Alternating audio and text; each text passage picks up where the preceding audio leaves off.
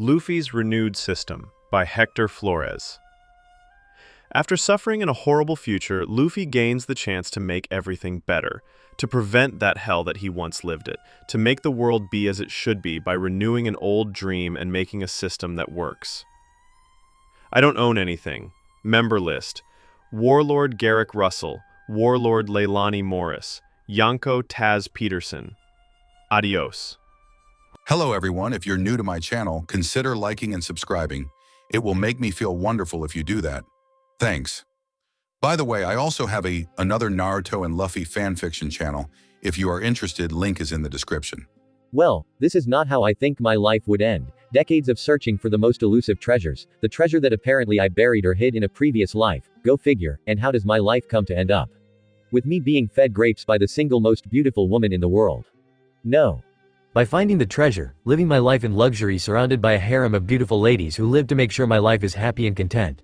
Again, no fame, glory, recognition? Again, stop asking the obvious questions. No, and well sort of, but not the recognition you are thinking. How did I end up in prison, in the worst prison in the entire world? A prison that is so horrible that some people are actually happy to hear the executioner is coming for them. The prison is where the former world government used to lock people up who were either too dangerous or rebellious. It was called Impel down. I honestly don't know how long I have been down here. I know that my crew is down here somewhere, but that is basically a given considering how much we did to try to stop the evil plots of the very same tyrants who took over the world and locked us in this very prison. Why is this prison so horrible? Well, the world was pretty much in a horrible situation with a group calling themselves the Celestial Dragons could pretty much do whatever they wanted, and that includes throw decency out the window and use the very people that were supposed to help and protect people into their tools. They killed when the mood struck them. They burned islands simply because they stepped on a turd. And they behaved like the very notion of breathing the same air as everyone else was the most disgusting thing ever. And this made them into self-serving, egotistical psychopaths. And no, I don't care about how that makes them feel since I'm already down here, and they don't care what I say. You think a group like that could not possibly get worse? Well, you would be wrong. The world government was overseen by a group of elderly men. You know, the most capable and intelligent men to see that the world functions and that normal people have the chance to have a decent life. Well, that sort of rubbed 4 celestial dragons the wrong way. They pretty much killed all the other celestial dragons, and then they killed the elder stars, with the ones that pretty much told the marines what to do. Basically used to run the world government dead. These 4 took over the world government and then they decided to call themselves the Celestial Emperors. Stupid, I know. Well, if Impel down was bad before, after they took over it got even worse. They actually use it as a playground, and by playground I mean they take a prisoner and have fun torturing and mutilating that poor person in so many horrible ways. Hell would seem like an actual vacation spot by comparison. I honestly don't know how many years I spent down here. All I know is that they keep bringing people into this place. Most cities and villages on the islands don't exist anymore. And my only company is some people I never thought I would ever meet. First is none other than Dr. Vegapunk. I know, this is strange to me, that one of the most respected scientists is locked up in the same cell as I am. The other is a man I started to call Old Phil. Now if I have to be honest, the only reason me and the others have anything to eat at all is largely because of Phil. He's ate a devil fruit that allows him to open a passage to anywhere he wants, and he can use it to bring things to us. I do mean bring anything he wants. Thanks to him we got food, medicines and things we can use, but since he is old, or his body is so weak, he can't open a passage large enough for people. Things he can bring no problem, but help us escape his hell, not happening. The other person is Bill, and again the guy is really old. Bill is the one that pretty much helps us keep sane. See, Bill is a guy that ate a devil fruit that allows him to modify things by touching them into anything he wants, and mostly he has been doing that to make games for us. Without him, boredom would have turned us all insane. Well, Dr. Vegapunk is insane, or at least he sounds like he is insane.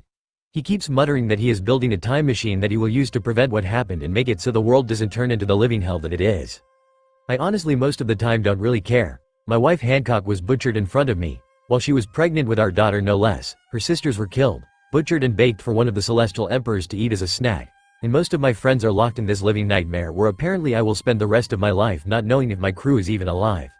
Hey Luffy, dinner is almost ready. Who about you stop being so downright introverted and come and eat something?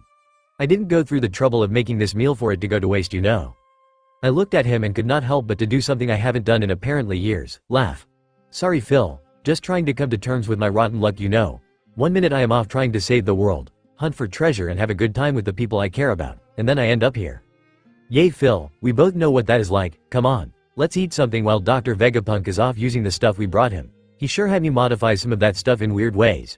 You told him that dinner was going to be ready soon, right? Well, if he doesn't come, it is his fault for not paying attention. I looked at Bill and again felt like laughing. I don't want to hear about making weird stuff from a guy that made a game out of the skin of a peeled apple. Your devil fruit power is strange, and that should be saying something coming from a rubber man. I say we should hold some of the food for the dog. It's not his fault, he is always thinking of inventions he wanted to make. Bill looks at me. Yay, but Luffy, thanks to the new regime he is never going to be able to put those inventions to work even if he does build them. You know, the only inventions that will see the light of day is stuff that either makes the tyrants in charge more powerful or can cause a lot of people to suffer, which in that case the doc told them to kiss his furry rear. The doc finally showed up to eat dinner with us, which is exactly the reason I ended up getting locked up in this cell with you three clowns. Now for your information, one day you will thank me for trying to make my latest invention, the time machine. I could not laugh, could not smile, could not shed a single tear. No matter how I am tortured or how much people remind me of how I ended up in this dump, my emotions were as colder than anything on this world. How could they be any different? I lost everything that made my life worthwhile. It is true what they say, you only value things once you lose them.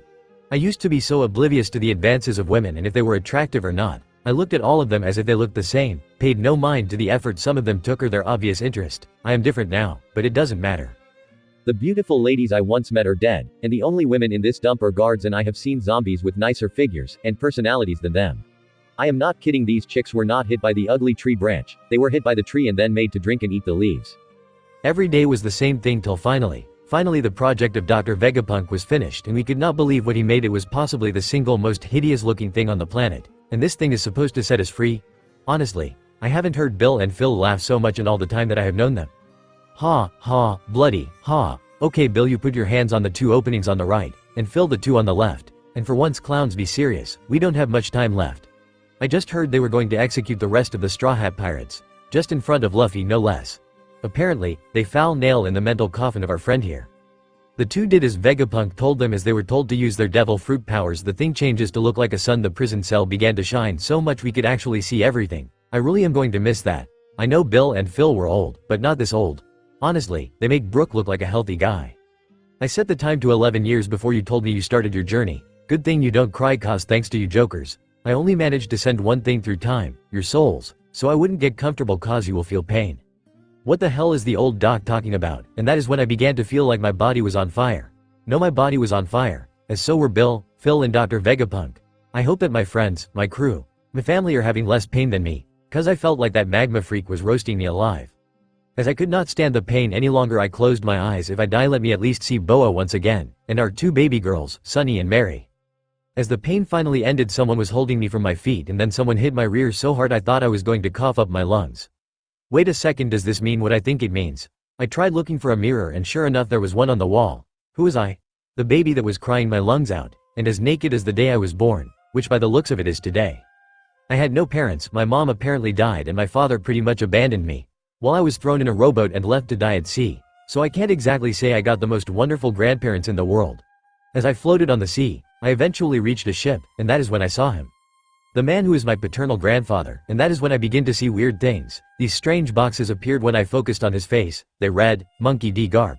Level 150, Vice Admiral. Strength, Agility, Dexterity, which was redundant but who cares, and Luck. All had really high numbers apparently except Luck, which was the lowest one of all of them. What the hell is this? That is when I saw a message pop up right next to the picture and all this stuff about my grandfather. It has the title Help. This is the status display. All information about status, strengths, and levels can be obtained by focusing your mind on it, and watch your language. You are not a thug.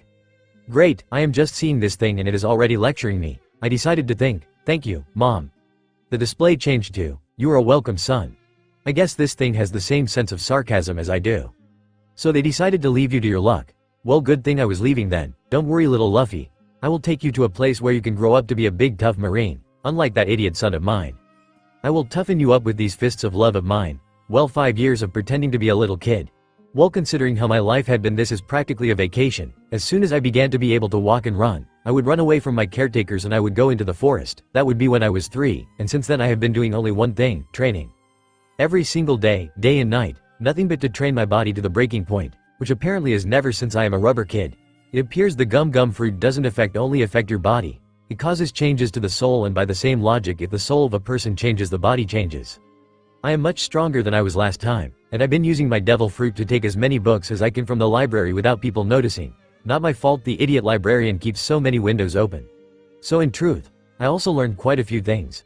Not to even mention the fact that this status thing apparently also has a way for me to grow my skills. I gain a massive amount of skill points each time I gain enough experience, be it by training or by reading. The other thing is I gain skills a lot quicker than most. Honestly, I gained language skills by simply listening to a foreigner talk. I gained martial arts skill by doing what a book told me, and I became more proficient with each skill point I assigned to a skill. Honestly, I am a lot stronger and apparently smarter than my first time around. The other thing that changed was my appreciation for female beauty. I mean it. I truly give compliments to pretty ladies when it is appropriate. I would prefer to call myself a gentleman, even if some of the drunks in the bar rather call me a closet pervert brat. After all these comments, I honestly want to knock them into the next island via a gum pistol. I have to keep pretending. Grandpa has been coming to see me and give me training, if you consider the torture he does as training. Tied some stakes on me and threw me into a pack of wolves, put fish on me and threw me into the den of a lion, and then he makes me smell like a rat and threw me into a snake pit. I have been through all this before. It was nothing new, and thanks to my new skills and devil fruit powers, this was nothing. That is when at 6 years old the idiot mountain bandit in the area decided to make a name for himself and tried to show off. Grandpa was drinking juice and I could not help but to see yet another idiot try and pick a fight with the Lord of the Coast. For crying out loud, that thing is one of the smallest of the sea kings, but you don't mess with him without having a death wish. I decided to put a stop to it when they were both rushing to each other. I drew in a lot of air and activated my Conqueror's Haki. I yelled for both of them to stop making a scene, be nice. Well, if being nice means being unconscious, then they and about 50 other people around me were being very nice indeed. My grandfather nearly choked on his juice. He walked over to me, placed his hand on my head and looked at me. Well, look at you, keeping secrets from your grandfather. You can use Haki of all things, and from the way your chest got that big, I am guessing you ate a devil fruit without even telling me. Out with it. Which fruit was it?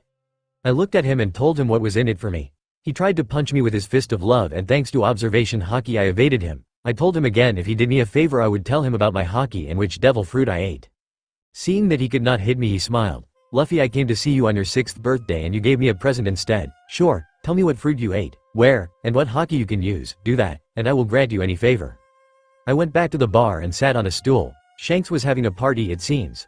I can use all form of Haki, and I ate the single most disgusting fruit I ever tasted.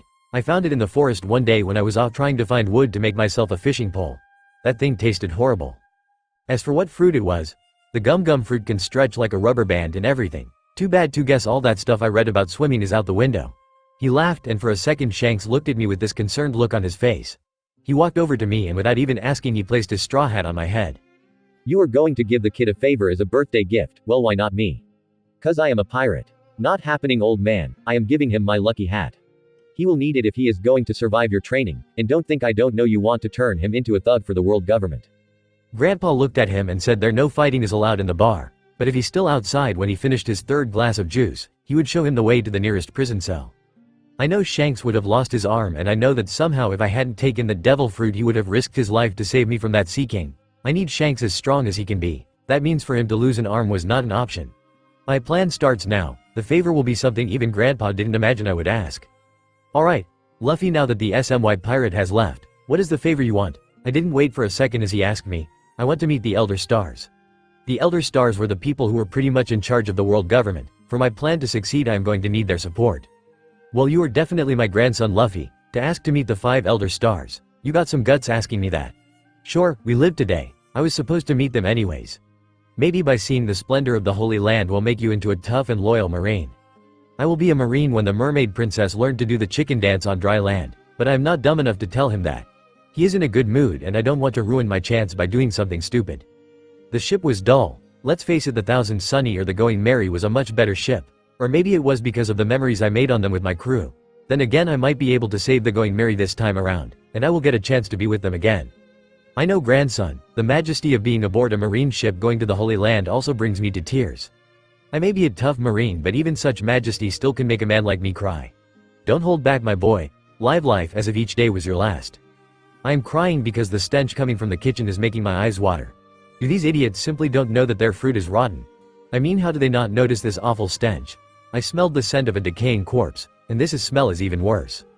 Grandpa, when was the last time you checked the fruit stored on this ship? He looked at me, and began to laugh and said, oh, that wasn't the fruit where the smell came from. It was just that the crew hasn't been able to take a bath or wash their clothes in about 7 months. This stench would make a skunk throw up.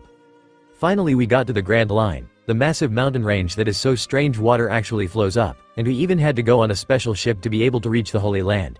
I know I need to meet the Elder Stars. but I still remember what the Celestial Emperors did for fun, and I can't help but dread what the Celestial Dragons might be doing something similar. As I got off the port and began to walk to the place where the Elder Stars meet, I had to admit it, the city was pristine, beautiful. I guess that is why they call it holy, because let's face it, it would be something close to what people think heaven looks like. The city looks like it is in clouds. As I walked I saw a girl nearly trip. Without even thinking I used my devil fruit powers and caught her. I helped her stand and walked over to her. Hey, are you okay? You are not hurt, are you? I hope I was not too rough on you. She didn't say a thing, not a word, she just looked away, and that is when I noticed she was wearing one of those suits and I knew she may be a celestial dragon. She left without saying a word, and honestly, I don't have time to deal with the bloated egos of the celestial dragons. I got a bigger business to take care of.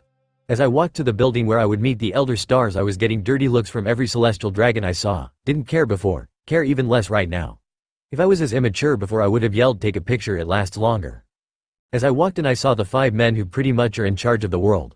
Well, we wanted to see how you were doing, Garp. But instead we hear from Sengoku that your grandson wanted to meet us. What could he want?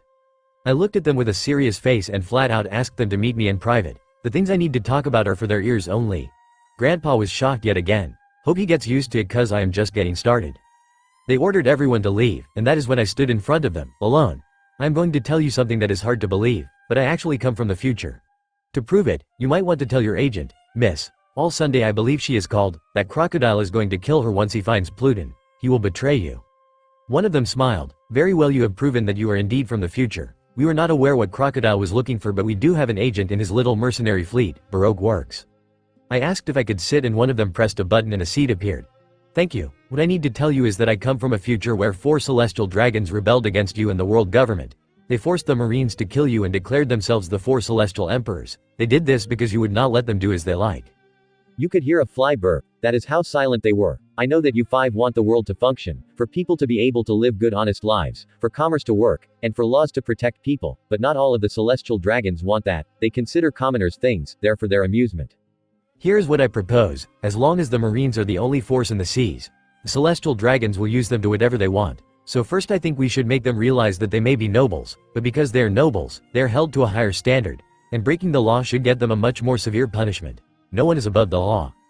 They were going to say something, but I put my hand up and was allowed to continue. They are nobles that come from the royalty that made the world government, I know. But as nobles, they have to be better and held to a higher standard to behave as nobles should.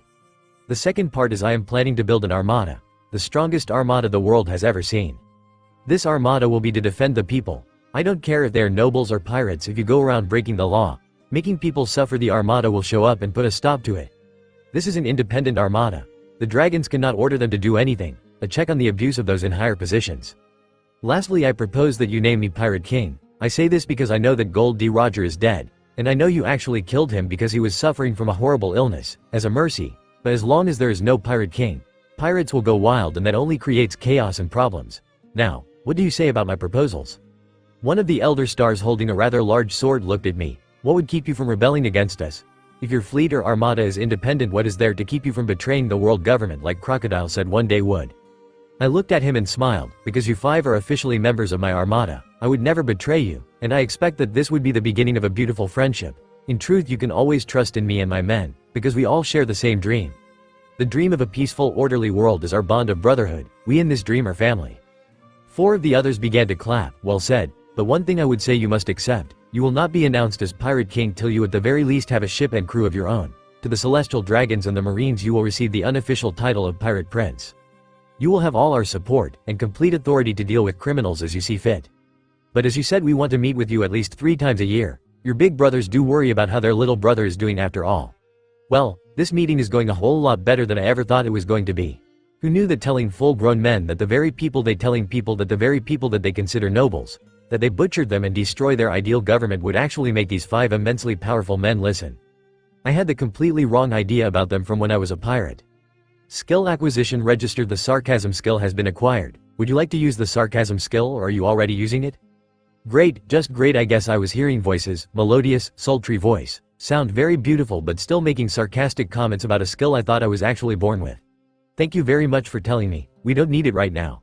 No need to turn our new allies into enemies. So Luffy, what exactly is your plans for the future? I could tell them I wanted to spend a few months taking a vacation, drinking little drinks with these tiny umbrellas from glasses made out of a pineapple, Surrounded by scantily clad beautiful women in revealing bikini swimsuits. Who am I kidding? Train and try and prevent the death of Nami's parents. I looked at them and smiled. Well, that actually depends largely on you. See, I need about 4 million berries as a show that you truly are willing to fund my activities. Words are nice, don't get me wrong, but cold hard cash speaks volumes. Again, the man holding the very sharp sword looked at me. Why would you need so much money? What possibly could you want to do with it? We just need to know so that maybe we can help you with this decision, with our considerable experience and wisdom. I could say that their wisdom didn't prevent 4 people they actually consider noble from killing them worse than dogs. But let's focus on being civil. I need those 4 million berries to improve the lives of people on one island in the East Blue. Why are these people so important, I know you will ask. The person that I am trying to help was my navigator in the past, and I, as I mentioned, consider crew part of my family, so naturally I would want to help this person. Also, she happens to be the single best navigator the world has ever seen. Traveled all over the world, knows more about the location of islands and nation than most Marines. Of course you can tell me no, I am not going to strong-arm you, we are family, I wouldn't want to hurt you either. Say no, and I will simply need to find some work to earn that money or earn a favor to help me deal with this situation my crew member is having. I have heard of a mercenary company that might offer me some work, or I could get them to take care of it. One of the Elder Stars looked at me and began to scratch his chin. Who is this mercenary company you heard of? I guess I really should have expected he would ask that, so I told him to point blank range, Baroque works. That made all the 5 Elder Stars turn pale. Persuasion and intimidation skills acquired. Well, I am gaining skills rather quickly, not going to complain, they will probably be very useful. I decided to max out these last 2 skills just in case. We have decided that it is better to give you 8. In case you actually need a little extra, it will save time, and with this, we know that you will do well helping the inhabitants of the island you mentioned. Have a little faith, little brother. We just ask to be able to understand you. Another began to laugh. No need to make such rash decisions. In fact, we are thinking of having your grandfather give you some proper training. If you are to lead this independent armada, well, you should have at least the same training as your grandfather. I understand this will take years, but we will talk with the fleet admiral and make him understand. Thank you, I wouldn't have asked if this was not important. As the meeting concluded, I began to walk to where I know my grandfather is actually arguing with the fleet admiral, and a celestial dragon is right next to him. I think I know what this is about. Excuse me, Fleet Admiral Sengoku, is there a problem? Maybe I can help clear up the situation. The man looked at me and walked near me. Indeed you can. It seems you assaulted the daughter of a celestial dragon. Or do you have anything to say on this matter? I knew it. I looked at him, trying to smile to make the situation a little less stressful, if only for my grandpa. Actually, I did take hold of a young celestial dragon, but that was only to prevent her from falling from the edge of a steep platform. She would have fallen off and gotten hurt, or worse, fall from the top of the red line. We wouldn't want that to happen, would we, Fleet Admiral? He began to nod his head and actually smile at Grandpa. Indeed, as expected of your grandson, also trying to be a hero. I guess this should not be such a surprise considering who his role model is. It seems I was misinformed. Her father apparently was concerned for her safety. Safety, my foot? He just didn't like one of the so-called commoners touching a celestial dragon. I could actually tell him that I am also the child of a celestial dragon myself. But since we are already in this mess, why make the situation even worse? Excuse me, Fleet Admiral, but I just came from a meeting with the Elder Stars and they told me they wish to speak with you and my grandfather. Since I saw both of you together, I felt that I should inform you about this and save you both some time and possibly prevent some frustration. They both left without as much as a word of thanks. I guess I shouldn't concentrate on petty things. I merely walked towards a nearby bench and sat down. You know, I am going to need to talk with you, and for that, I need to know your name, and yes, I can hear you quite clearly. After a brief moment, I heard, I don't have a name. Well, that simply will not do. A lady should have at the very least a name. How does the name Nana sound to you? She stayed quiet, and after a little bit, she said it would be acceptable. I guess thinking is my way to communicate with Nana. Hope this is the beginning of a beautiful friendship, Nana. She just remained quiet. The celestial dragon just came to where I was and looked down at me. I really hate it when they do that. Why didn't the Fleet Admiral drag you to prison in chains? I was sorely tempted to tell him that because Sengoku is not an absolute idiot like some people, but that would not help the situation. Because I explained how I pretty much prevented your daughter from falling to her death, or would you rather she died just so that nobody touches her? I honestly don't see the problem, sir. He was now glaring at me. The problem is that no mere commoner may touch any celestial dragons with your dirty, germ-infested hands. You could have caused my daughter to become deathly ill. I guess even they care about their children. Color me surprised. I guess an introduction is necessary. Monkey D. Luffy, Pirate Prince, son of Monkey D. Dragon and Celestial Dragon Saint Seiya, grandson of Monkey D. Garp. Happy to meet you. He didn't seem happy to hear that. So you are the child of that rebel, Pirate Prince? That is preposterous. You are a mere commoner. How dare you talk to a celestial dragon so casually? I told him if he wanted to verify that I spoke true, please send all his inquiries to the 5 Elder Stars. He didn't even say anything else. He just walked in the same direction as Sengoku and Grandpa. Well, that meeting between the Fleet Admiral, my grandfather, and the Elder Stars is about to become a whole lot more interesting. I really wish I had a book. Waiting here for Grandpa to get here is quite boring. Nothing but celestial dragons walking around in those suits pretending that the sun only exists for them. That is one thing I hate about the celestial dragons. From what I remember, I saw them do things that made the bloodiest pirate attack seem tame by comparison. There was that one guy who stepped on a dog's turd and he called a buster call on the entire island, killed everyone on an island because he was stepping. In my years as captain of the Straw Hat Pirates, they made my life a living hell.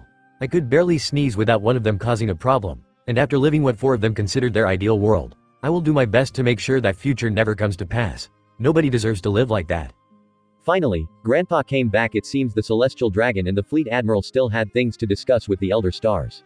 My grandfather seemed almost happy as he walked towards me, and that is when without a warning punched me right on my head. I swear I am a rubber man and that punch still hurts. OW. Grandpa, what exactly did I do to deserve that? He sat right next to me and without even looking at me told me for not telling him I knew who my parents were. He was looking at me with an angry glare. First you keep the fact that you can use Haki, then you keep from me that you know who your parents are. Any other secrets that I need to know? You are going to give me a heart attack. Do you know how angry that Celestial Dragon was? He went and screamed at the 5 Elder Stars that a mere commoner was saying he was the pirate prince and son of a Celestial Dragon saint. He was demanding that you be executed for claiming something that could never be true and daring to say you are a child of one of the Celestial Dragons. I have never seen the Elder Stars laugh as much as loudly as when they heard him. Fleet Admiral Sengoku was about ready to order your execution when one of the Elder Stars pretty much told that Celestial Dragon, "You know the one who is the father of the girl you saved." He told the Celestial Dragon that actually you were telling the truth, and that they even have records showing that indeed you will be declared the pirate prince when you have a crew, and who your parents are. Luffy, you should not tell anyone about your parents so casually. My son did, in fact, marry a Celestial Dragon. They had a private ceremony since none of her family or any of the other dragons would even acknowledge their marriage. It was when you were born that your mother was resting after giving birth that they killed her. The very notion that a commoner and a Celestial Dragon could have a child was something they would never want anyone to know, so they killed her for having you. And they tried to kill you. Your father took you away to hide you, and from that day on swore revenge against the Celestial Dragons for killing your mother. He seemed to relax as he was almost done with this story. Your father, my son, betrayed the Marines to form the Revolutionary Army. Do you have any idea how furious he will be when he hears that you are in fact going to help the very government that caused your mother's death? Luffy, you may be called a pirate prince or even the pirate king one day, but the fact that you are doing this while working with the Elder Stars will upset your father like not even I can imagine. Please Luffy, tell your heritage to only those who you are willing to trust them with your life. Cause that is exactly what you are doing. I guess that explains the reason for that hit on my head. He is worried about my safety. That punch hurt, I will not lie, but I don't think it is the reason why it seems I am crying. I honestly am very happy to hear that Grandpa actually cares about me. The fist of love, I guess I should really never make fun of this saying. Perception skill acquired. So Luffy, what do you plan to do now? I looked at him and told him it all depends if the Elder Stars got me the berries I told them I needed. That is when he showed me a rather large briefcase, and he decided to open it. Believe it or not, this is more money than I have ever or anyone has ever seen in 100 lifetimes. Indeed, they got you the money you requested and asked that you be careful. This much money would make you an immensely desirable target by ironically by pirates. He gave me the briefcase, gave me the key, and he then closed the cuff on my wrist. They also told me that once you finish doing something about a friend, that I should take you back to your home island, and I am to stay and train you till you are 17 years old. To say that Fleet Admiral Sengoku was mad would be an understatement, but since the Elder Stars ordered it, he had no choice but to obey. He then began to laugh in an almost nervous tone, not without threatening me to never let me have another donut for as long as I live should I not train you to be the equivalent of an admiral. I don't think I need to tell you, Luffy. Once we get to that island, prepare to see hell, cause there is no way I am going to let that happen. You know how much I love to eat donuts, right? With the day I had, I don't need to have my grandpa crying about losing the chance to eat his favorite snack food. This simply has not been an easy day. Had I been a real kid, I would be crying my eyes out right about now, but I am not a little kid at all. But Grandpa can be childish with his donut addiction. Look Grandpa, I know hard training and all that. You're trying to be intimidating, but let's face it, you are more worried about the Fleet Admiral putting an end to your addiction to that fried sugar horror. I should tell you to cut down on them, but what are the chances you will listen to me? Now he was mad. Luffy names one thing that is bad about eating some donuts, fried or baked. Come on. Let's go back to the ship. But you better tell me one good reason. I couldn't believe he would ask me this obvious question, and if he didn't think the reason was good enough, no dinner. Alright, you want one, I will give you two. First, it makes an absolute mess of your heart since it causes your higher blood pressure, and two, the stuff is covered with an addictive drug that actually caused damage to your organs. Do you want to die that much, Grandpa? He didn't say another word as we got aboard the ship and went traveling back to the island I grew up. Knowing the region from that time I was with my crew, I began to send my arm down the ocean and began to grab 2 chests full of jewels. I knew where they were. I used my inventory to place the briefcase where the money the Elder Stars gave me, and 2 chests I knew each contained 4 million berries and jewels. I was even surprised when Nana told me it would not be a problem. It seems my mental inventory has no limit. I can carry as much as I want regardless of amount or size of the thing I wanted to put in the inventory. Luffy, what are you doing? I guess it would seem strange to someone I keep sending my fist into the water and pulling it back empty. I looked at Grandpa and told him I was fishing, but I told him I simply was having no luck since the fish were too quick for me to grab them. I was fishing, but not for something I could eat. I the mast and one of the rails on the edge of the deck.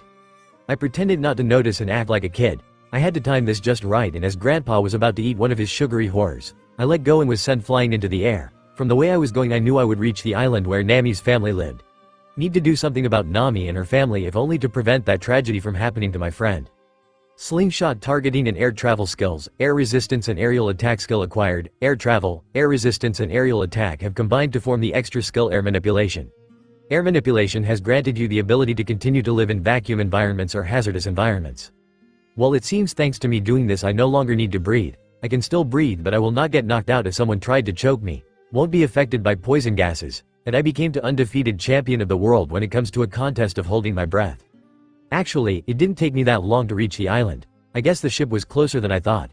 It is a good thing because I get things done quickly, but also quite sad because for the brief moment when I was flying through the air I felt an unbelievable feeling of freedom. Granted, it was more like being shot from a cannon.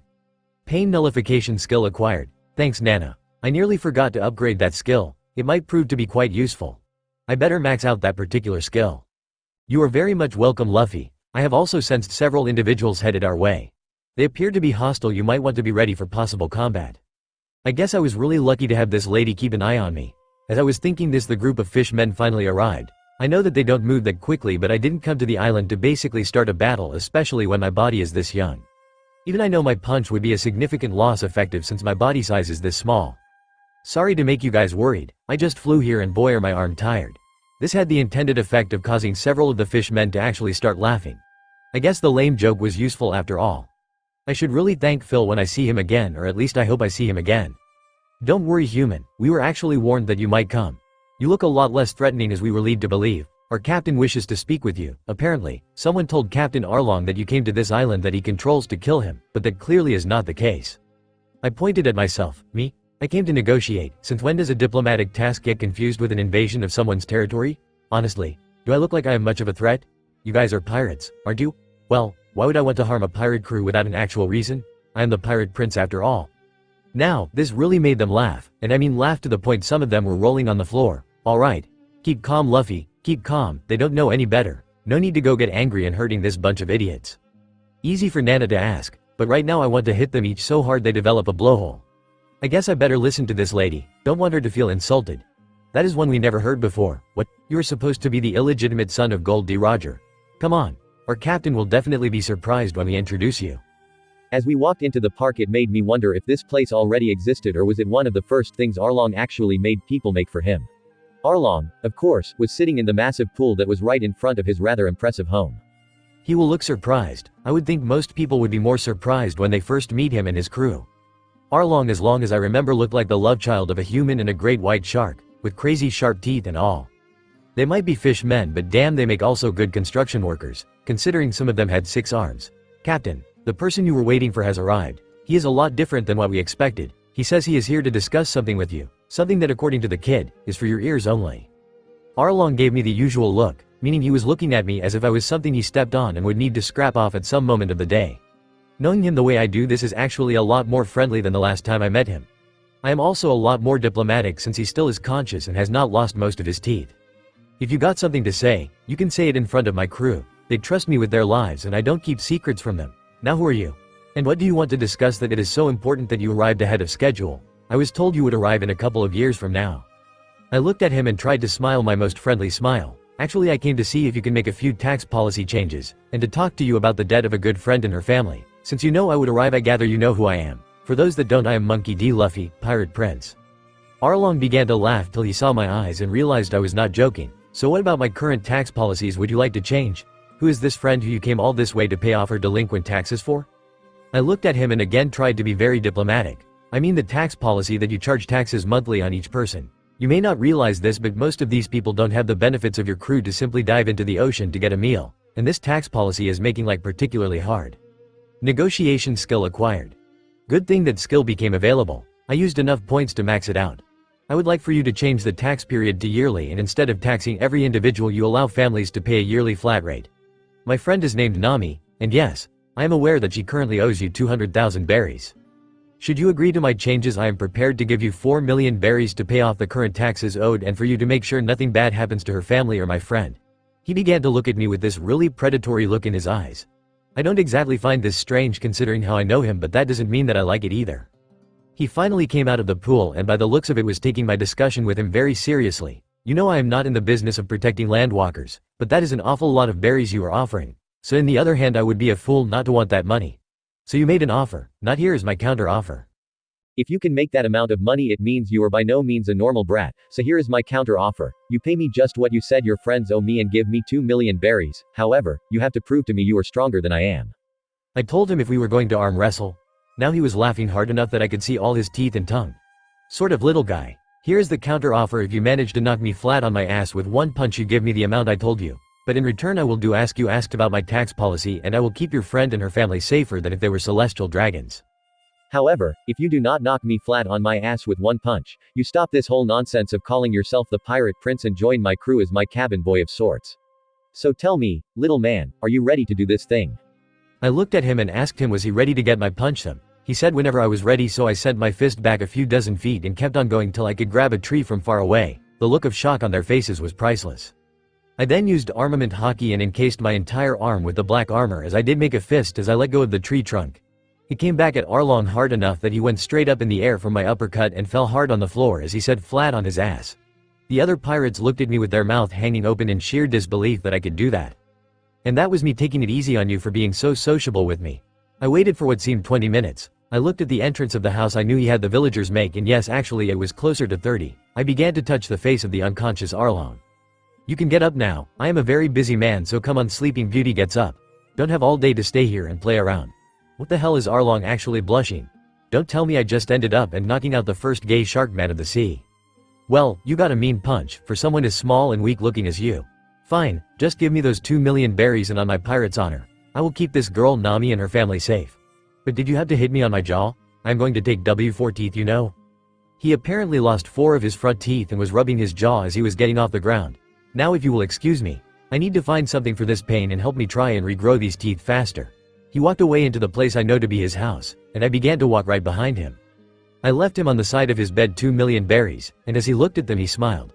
I always keep my promises, but remember this: nobody tricks the pirate prince without paying the price. So remember Arlong, that punch was me going easy on you. Keep your promise of keeping them safe or you will make me angry. You don't want to see me angry. As I walked out, every one of his crew was giving me plenty of space to walk till I finally was walking towards the place I think is where Nami lives, or at least I think so from how she described her home, but I had no chance of doing that. I know Desiree will laugh herself silly when I tell her of what happened today. As I began looking, I heard one of the Arlong pirates scream, "Marine ship on the horizon. It appears to be led by Admiral Garp. The fist is coming. The fist is coming this way." I know Grandpa is scary sometimes. To have this reaction was surprising even to me. Every one of the Arlong pirates just jumped into the ocean.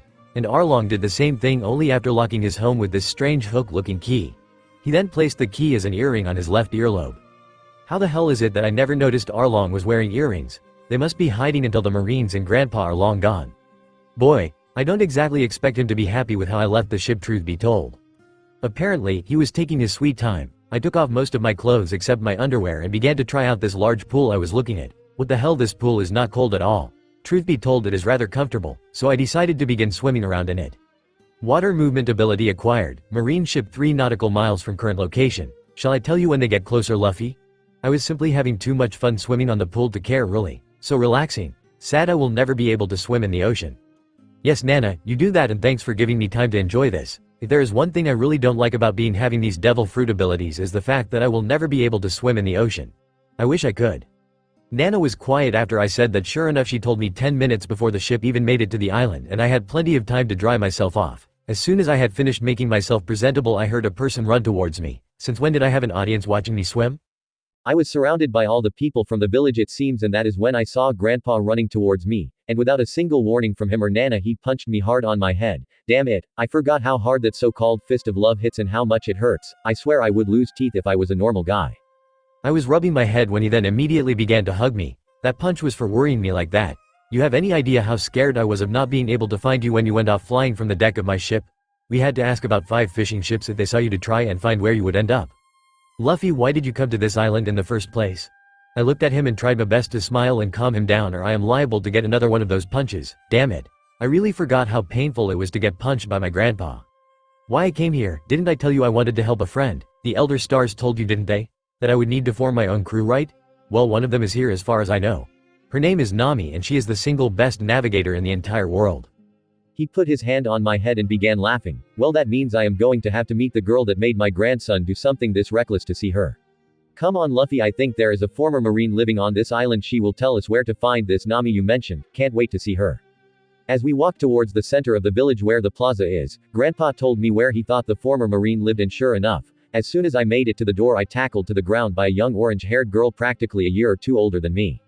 Why Luffy, you are as adorable as I thought you would be. Can't tell you how impressed I was when I saw you. So Luffy, is that a short sword you got in your pants, or are you just that happy to see me? I wanted to tell her that it was a short sword, just to see her reaction, but let's face it, I could never lie to a member of my family, my crew. I just put my arms around her and hugged her for dear life. I really missed her. You think I am adorable, Nami? Well, I think you are as beautiful as the day I first met you. Hey, look on the bright side, at least you will not have to get that stupid tattoo you hated so much. Now how about helping me up and giving your captain a good kiss to make him feel better? I was kidding about the kiss, but sure enough, as soon as she helped me stand up she gave me a kiss on my lips that I think she tasted my uvula. As she was done and she was blushing, 2 other women I never even met before came rushing out of the house. A girl with violet hair and blue eyes. This made me remember Nami's adoptive sister. Not sure if this is her. And this rather beautiful lady with long fuchsia hair tied in a ponytail. Her gray eyes drew my attention, and her unique hairstyle similar to a mohawk known as a Chelsea hawk as she stood with them. Ah, Belmere, nice to see you are doing well. You have to excuse the 2 lovebirds. Apparently Luffy was not the only one that was missing him. That must be Nami, he told me much about her. She laughed as she heard Grandpa say that, embarrassing me and Nami in the process. You aren't the only ones that were surprised. We often thought Nami made up all those stories about the courageous captain of the Straw Hat Pirates, Captain Monkey D. Luffy. She even made a bet with me that he would come like a prince in shining armor and come and make our lives better. Nami finally let go of me and looked at her. Mom, please, I told you those things for you and sis only. Oh, let me introduce you to my family, Luffy. This lady who spilled the beans is my adoptive mother, Belmere, former sniper. Next to her is Najiko, my adoptive sister. Yeah. Wait till we hit at least 20 and Sanji sees us. Well, this is Monkey D. Luffy. Belmere came closer to me and she too hugged me, except that my face ended up right in between her breasts. Thank you ever so much for coming to Luffy. You are everything Nami told us. One of the fishmen told us what you did. I asked her if I could go to her house. I had something to give her family. Sure enough, she walked with me into her home with her hand on my hip, I might add, and as soon as I walked into the house I took 2 large chests from my inventory, which shocked everyone since to them it appears like they appeared right out of nowhere. Alright, this is to keep you and your folks financially secure for a really long time. I still got to go and train with Grandpa Garp, so I will not be able to see you, Nami or Nojiko, even though I just met some of you. Hachin apparently told you what I managed to do. That guy sure loves to gossip. Say hello to him for me. Nami looked at the chests and looked at me. Just what is in those chests, Luffy? How much is the stuff inside of these 2 lovely chests worth? I told her about 8 million berries. Not much, I know, but it should be more than enough. Well, I guess hearing this was more of a surprise than what I expected, because this young woman went and started hugging me as soon as Nami let go of me. What? I merely did something to make her family be able to remain safe. Even I know Arlong will not remain away from this island. Well, someone sure is feeling generous. I guess I should not be so surprised since you apparently remember everything I told you. Not something I would expect from a guy. So tell me, Captain Luffy, what is next for you? I looked at her and could not help but to smile and laugh like I once used to. Nothing much, waiting till my grandpa is ready to take me back to the island, and from here I want to have a nice meal at Sanji's place to see if he too remembers as much of that time as we do. She leaned closer to me. Really? Are you sure you don't want to stay here from now on? I looked at her pressing against me and smiled. We both know we got something to do if we want to prevent that tragedy from ever happening. So as much as I would like to spend more time with you and your family, Nami, I got too many things to do. She slapped me hard on my back and began to laugh. Oh, come on Luffy, you know that I know what we have to do to put a stop to those 4 terrors. I was just teasing you. Come on, lighten up a little and relax. If you can't relax with me, then with who can you relax? Grandpa hearing this, and that is when he gave me a big hug and I felt his tears hit my shoulder. I guess I should have told him what I wanted to do before I left. I just didn't think Grandpa would worry this much about me. In my memories, I pretty much remember him leaving me on my own for over a decade, but something little like this made him react this way? Sorry Grandpa, I just really needed to help my friend here. If you came a little sooner I wouldn't be able to do what I had to do. That is when Belmere came closer between us and smiled. Somehow I know this smile was going to be trouble. I wouldn't be too hard on him. He basically negotiated with a person who owns this island so that me, my family and everyone on this island have a much better life. He even paid for all my past taxes. Honestly Admiral, he was like a knight in shining armor for our island. So don't be so rough with him for doing a good deed. For a second he looked at her with his mouth hanging open in shock, but then again I guess I would be shocked too if I was in his shoes. Alright, I guess you had a good reason. But bravery and recklessness are not the same things, Luffy. The Marines from the boat finally arrived, and they immediately apparently noticed Belmere because some of them actually started to salute her. Oh, that is right, she is the former Marine Grandpa once told me about. See, these men still remember you, Belmere. It was a darn shame when you choose to retire from being a Marine. I lost my very best sniper that day, made my life a whole lot more difficult. So you knew Belmere was here, huh Luffy? Not too surprising, I used to tell you stories about the time she was still a member of my crew. She laughed, and for some reason, she had her arms around me this entire time and I didn't notice or even know why am I complaining. I looked at Grandpa and he smiled. This was pretty rare, come to think of it. In my memories, I think I could count with the fingers of my hands the number of times I saw him smile. Well Luffy, since you managed to do a good deed, I want to reward you for your achievement. So what do you want? Anything at all? I looked at Nami and Belmere, even her sister Najiko. I knew what I needed them to do, but in reality, I also knew that it would be pretty hard for them to do it by themselves. Grandpa, I want Nami and her sister to be able to be tough enough to defend themselves. I don't want to be in the middle of training worried what would happen to Nami, Belmere or Najiko. Grandpa began to laugh. He even said that he didn't honestly expect this from me, at my age. Boy, if he only knew the truth. Belmere, my grandson is right. Had he not come here, you and your family would still owe Arlong all those berries. Don't look at me like that. I actually keep an eye on you and your girls. I couldn't very well do anything since I am always busy, but that didn't mean I don't care. It seems my grandson wants you and your girls to join his crew in the future. So with that in mind, Belmere, I want you to put yourself and the girls through Marine training till further notice or 10 years from now. My grandson has grand plans, and he is going to need a crew that is tough as nails and then some. Belmere finally let go of me and saluted Grandpa. I will complete this task that you have given me, Admiral. Just make sure you take care of Luffy. I want him to be even stronger than me and the girls. She came close to my face and gave me a kiss on the right cheek and began to walk away, but not without putting her hand on her right hip and saying, "See you later, lover boy." The Marines could not believe that someone is respected as she said that to me. A person they consider a mere child. You know something, I am hungry. So how about before we get back to Dawn Island, why don't we visit my favorite restaurant in the whole wide world?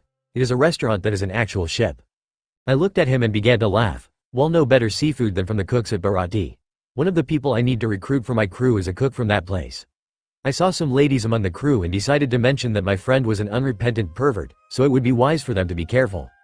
I swear I heard a couple of the young women in sailor uniforms crack their knuckles. This was going to be fun. As we walked back towards the ship, I was hugged from behind by Nami, and Belmere and Najiko were both looking at me. Don't worry, Nami. Train hard and time just flies. I will probably be recruiting our friend with the 3 swords by the next I see you. Why can't you train here? You know I am going to miss you. Damn it. I should know that even though she looks like a kid, she is still very much as manipulative as ever. I turned around to see Belmere and Najiko each with a hand on one of Nami's shoulders. Because the training I need to do is very dangerous for those around me, and you in this village have more than enough dealing with Arlong, who is probably hearing this entire conversation. Remember Arlong, you harm this village, and I will make soup out of you and your crew. I told them that instead of tears, I wanted smiles. Instead of them worrying, I wanted them to train like there is no tomorrow. Cause if we fail, there is no tomorrow. As I went on the ship, all the villages came out and began to cheer. I don't know if they're cheering because I am leaving or did someone mention the deal I made with Arlong. I don't have time to worry about it. I got a visit to my lecherous ship cook to think about. Well, Helm set course for the Baratie restaurant. I and my grandson want to have something good to eat, and so do most of our crew, so come on. Let's go, cause we are hungry, aren't we? The few crew members that heard him say the helmsman salute, and say I, and the rest of the crew began to laugh. The rest of the trip to Baratie was as much as many would expect. All these female members of the crew asking me questions about Nami, Najiko, and Belmere, more specifically about my relationship they think I have with either Nami, Najiko, or accusing Belmere of being a cradle robber. I honestly barely know Belmere considering how in the past I never even met her. Guess Nami retaining her memories caused her to be able to save her this time around. I simply told them that they were all good friends of mine. One of them even joked that if I give all my friends millions of berries, How in the world would I not become the world's most poor man? I simply laughed and told them I was not the pirate prince for nothing. I had my ways to make sure I bring home the bacon. This made them all become quiet for some odd reason till one of them asked me why did RVERT. I simply laughed and told them why ruin the surprise. That pretty much gave me enough time to read up on some current marine regulations. Always something I need to keep current with. I might be a pirate, but this is knowledge most pirates need to know in order to deal with a few dozen angry marines that want to either push you around or get in your way. As we finally arrive at the floating restaurant that once has been a pirate ship, we begin to disembark, some of the marines looking at the place like they never have seen it before. It is a shame. This is one of if not the best restaurant that I know of. As we walk into the place it looks a bit empty. I walk towards the receptionist, and wait a second, she sort of reminds me of Reiju. What gives? She was not a member of my crew before being sent to this time. She should be with her brothers and father training to be the elite of Germa 66 and her hair is blonde. Hi Reiju, lovely to see you. Did you dye your hair? I do like this new blonde hair color, but I also loved your natural pink hair as well. Why aren't you with your father and brothers? I think by now you and they would be training to be elite members of Germa 66. She is quiet and does not say anything. Something the matter? She looks a bit surprised and looks at me. Do you know her so well you remember her natural hair color? Actually, my name is Sora, and I happen to be the mother to the girl that you just mentioned. Mind if I ask who told you of our restaurant? I without wasting a second said my friend Sanji is a cook here. Ah, you are friends with my son Sanji, that makes sense. You seem to be a rather large group, why don't you follow me? I will show you some nice tables for you and your marine friends to sit on. We offer free lemonade and sweet bread while you wait. She looked at Garp and smiled, as she leads us to the tables, and I got to say if this is her mother, I guess I can sort of see where Reiju got her good looks from. As far as I know, this lady is the mother to quite a few children. The funny thing is you would never be able to tell from looking at her, she is quite the beauty. As I sat down and began to look at the menu, I saw a young girl with also blonde hair apparently going to our tables and taking up what each one of us was going to have. She finally reached me, and what will you have? I looked at her, put the menu right back where I got it, and smiled. I will have the blowfish casserole. It is still the house special, right? As for you, how about you tell me your name? I couldn't possibly miss the chance to know the name of such a beauty like yourself. I am Monkey D. Luffy, Pirate Prince. She laughed and looked at my face for a few seconds before blushing. I am Vinsmoke Sarah. Please wait here, I will be sure to come back with your order, handsome. 3 glasses of lemonade and I am really starting to become a little upset about how late my food is. I didn't ask him to take a boat and go buy the ingredients at a fish market. I wouldn't order if I didn't know they have the ingredients. 3 more hours and nothing. Alright, this has gone and made me angry. Sanji, what the hell is going on? Where's my food? Is a single plate of fish casserole too much to ask around here? He finally decides to come out of the kitchen wiping his hands on his apron, and comes to where I was shouting from. Alright, who is making a racket around here? Well, at least I see quite a few lovely ladies from the Marines. Don't think they would act like a brood. So how is shouting and how do you know my name? I decided to walk over to Sanji, who doesn't look much older than I am, and grabbed him by the scruff of his shirt. Is this any way to talk to your captain, Sanji? He began to glare at me. So it was you, Luffy, that shamelessly was flirting with my sister. She came into the kitchen blushing as she has never before. She even said that you pretty much asked her out on a date. I had to come out and check if it was really you. Well, here is the pot calling the kettle black. Your food will take another 30 minutes. If you wanted something faster, I told you time and time again, don't order something that is that difficult to prepare. Sanji left looking really angry. If he thinks I am done with him, he has forgotten how many times he kicked me for merely starting a conversation with Nami or Robin. As he left, his sister came out with a bit of a snack on a tray to hold me over while I wait for my food. I decided to, since she thinks I asked her out on a date, might as well be a little extra bold with her. I pulled her closer and I began to eat the snacks as she fed them to me while sitting on my lap. You prepared this for me, Sarah? Well, thank you, they are delicious. Why didn't you tell me you were my old friend's sister? He never even mentioned you. She laughed and fed me another snack and smiled. Not surprising, Luffy. The guy has been kicking and scaring any guy who has ever tried to be my boyfriend. So how come you ended up here? Not that I am complaining, but I honestly was expecting only to find Sanji, not all the ladies from the Vinsmoke family. Care to tell me what is going on? She handed me my glass to take a drink and she even kissed me on my cheek. Not many people know this, but clearly you do. You must know how my dad pretty much was breeding us to be his super soldiers, and how Sanji wouldn't stop interfering with his plans, so he left him out at high sea on a rowboat. My brother then met Zeph and his pirates. It took us 6 months to find him. Mother and my sister pretty much told Dad he showed how little he cared about us and Mother when he did that. We decided to ask my brothers, but the idiots remained with Father, my sister, and Mom left to find Sanji. I looked at her and smiled while placing my hand on her shoulder. That must have been rough on you and your sister then. I wish I could have told you that while Sanji is one of the worst perverts I ever have known, he is also a very capable and strong sailor. I mean, you might not know this, but no one other than him and a few friends even know where the All Blue is. He finally decided to finish the food I ordered and place it on the table. He was with a much younger Reiju who apparently was glaring daggers at Sarah. That is when Reiju out of nowhere looked at Sarah. She came to stand close to her and she pulled her off me. If this is the Luffy brother has been telling me about, I should be the one to gets to sit on his lap and feed him. From what our brother told me, he likes a woman who is more developed than just a little girl like you. Sarah looked at her sister and without waiting a second she said, "You snooze, you lose." She even told her it was her turn to take the orders today, but no, she decided to push this on her instead. Sanji was talking to some other marines when he comes running towards me. "Luffy, how dare you tell all these lovely ladies that I am a pervert? Sis, why don't you go back to the kitchen and prepare the ingredients? We are busy here, we got a lot of people to feed, stop slacking off." Sarah began to ignore Reiju's comments and out of nowhere she tried to kick Sanji, and hard. If Sanji had not done exactly the same move to counter her attack, I guess Sanji taught her his style of combat. That is when one of the lady marines decides to walk and sit on the chair right next to mine. "Very funny, Luffy, you made me and my friends worry, but the kid is not even a teenager. You got us worried that this friend of yours was a major pervert. You got us good with that prank."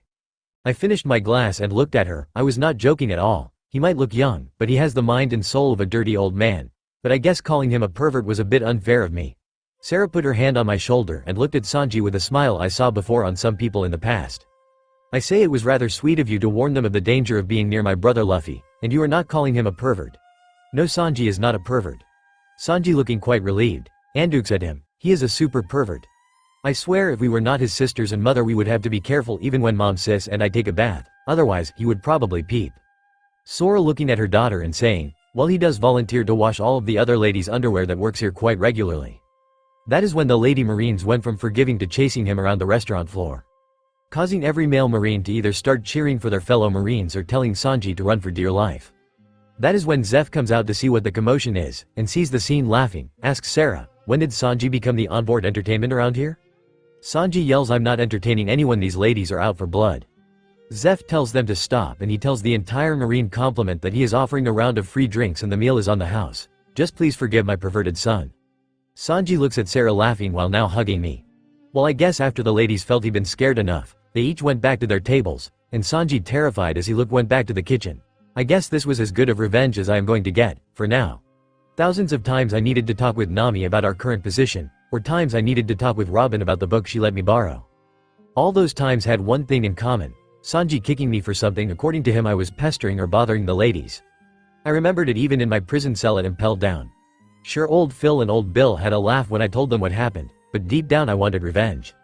Finally, my food arrived and wouldn't you know it, out of all the dishes that were served mine was cold. And it looked like he got it straight from the garbage can. The rice looked burned. There was this strange black sauce all over it, and I think there might be pieces of fin somewhere buried under all this. I was hungry, so for once I decided, over the limbs, through the gums, look out stomach, here it comes. I swear after eating the first bite I felt like I was chewing on glass.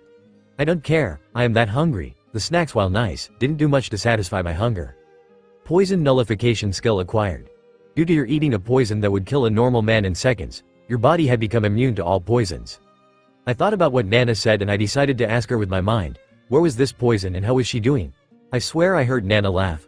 Blowfish have poison glands. When the fish is not prepared with extra care or the person cutting it is careless, the glands may end up getting cut. The black sauce is the most likely place where the poison is located on your meal, and I am doing fine. That sure didn't sound like a person that was fine. That sounded more like a person who was royally pissed.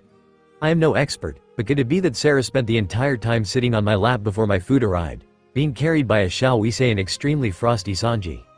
Give the boy a prize, he hit a bullseye. Of course, I am upset that the blonde bimbo was sitting on your lap, instead of doing something else, her job. I am working to help you overcome those weaknesses people that eat devil fruits suffer, and what is she doing? Slacking, sitting on your lap and hugging you. Of course, I am upset, what woman wouldn't be? I guess I should say something, but what could I possibly say after that outburst? I think I know, but this will not make her calm down. Even I know that. A form of dialogue from one of the games Bill made. Exclamation. Do you know that you are asking a question that you already know the answer to? Rhetorical remark. Are you perhaps feeling jealous?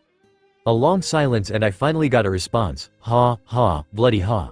So that is a confirmation. Nana is not simply a computer system that I can hear. She is an actual living person that has been communicating through telepathy, and can even check my health. If I didn't know any better I would say she is a goddess, and she is looking at me from her divine realm.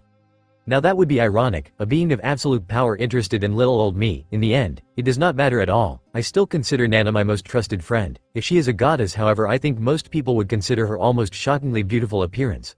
Let's face it, I don't know of any goddess that looks the way I first met Alvida.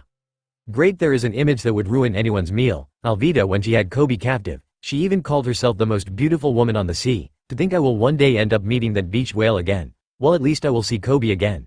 Since I am making this armada and the elder stars are behind me, this time we will not be against each other, I hope. Something the matter, Luffy? Did you not like the food? You have been quiet for some times now. I looked at Zeph. No Zeph, the food is delicious as always. It is just I've been thinking that I might need you and your crew to join my armada. I plan to make it the biggest armada the world has ever seen.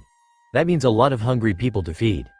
Contrary to what people see, Sanji is one of the few people I consider part of my family. I would like for him, his sisters and maybe even her mother join. From what I know of Reiju, she is absolutely deadly in combat. Sora, as far as I know, is an expert diplomatic and brilliant strategist. That is when I got a hit to the side when Sarah hit me with her elbow, and I am an expert in weapons and defenses. All the members of my family focused on something leaders of the Germa kingdom would need, just in case. But I have to admit that being on the same ship as you do sound nice. If I get to sleep on your bed, that is even nicer. I began to laugh and looked at her. I didn't know you wanted to sleep on the smallest room in the ship. Color me surprised. So what are the chances of you and your people joining my armada? Zeph looked at me and at the empty plate. Well, Luffy, looking at you, I don't know if you were joking or if you were serious. You look too young to talk like you do. How about we do this instead? When you got your ship, and you can show me with results that you are serious about making said armada, then sure, we will join you. I couldn't help laughing as he said that. That fits perfectly my plans. Well, I plan to train with Grandpa over here for a little over a decade. Can I trust you ladies to train and become some of the strongest women in these seas? Could you also train Sanji? Cause if we leave him alone, you know the pervert will spend more time playing with silk underwear and trying to peep at women in various forms of undress instead of training. Sora walked right next to me, pulled me up from my seat by my shirt and kissed me passionately on my lips. With this, our deal is sealed. You better train hard too. I know at the very least I want you to have plenty of stamina for our reunion.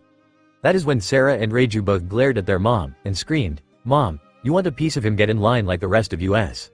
Well, that certainly brings back memories. Well, at least this time it isn't Hancock trying to threaten Nami or Robin that she was the only one allowed to enter my cabin. I will never forget how utterly upset they both were when she tried to pull something like that. From Nami I could expect it, but Robin, she is smart enough not to fall for such bait, or at least that is how I remember her. Never mind that. Did you tell your friend Desiree that you were going on a trip to the Holy Land? Why is Grandpa doing this right now? He is surrounded by 3 upset women and he pulls this on me. Honestly, I am beginning to wonder how did he survive long enough to become an admiral. The thing that I knew would happen, did happen. They immediately stopped arguing with each other to look at me and Grandpa the second they heard the name of my childhood friend. Really, Grandpa? How dumb can you be?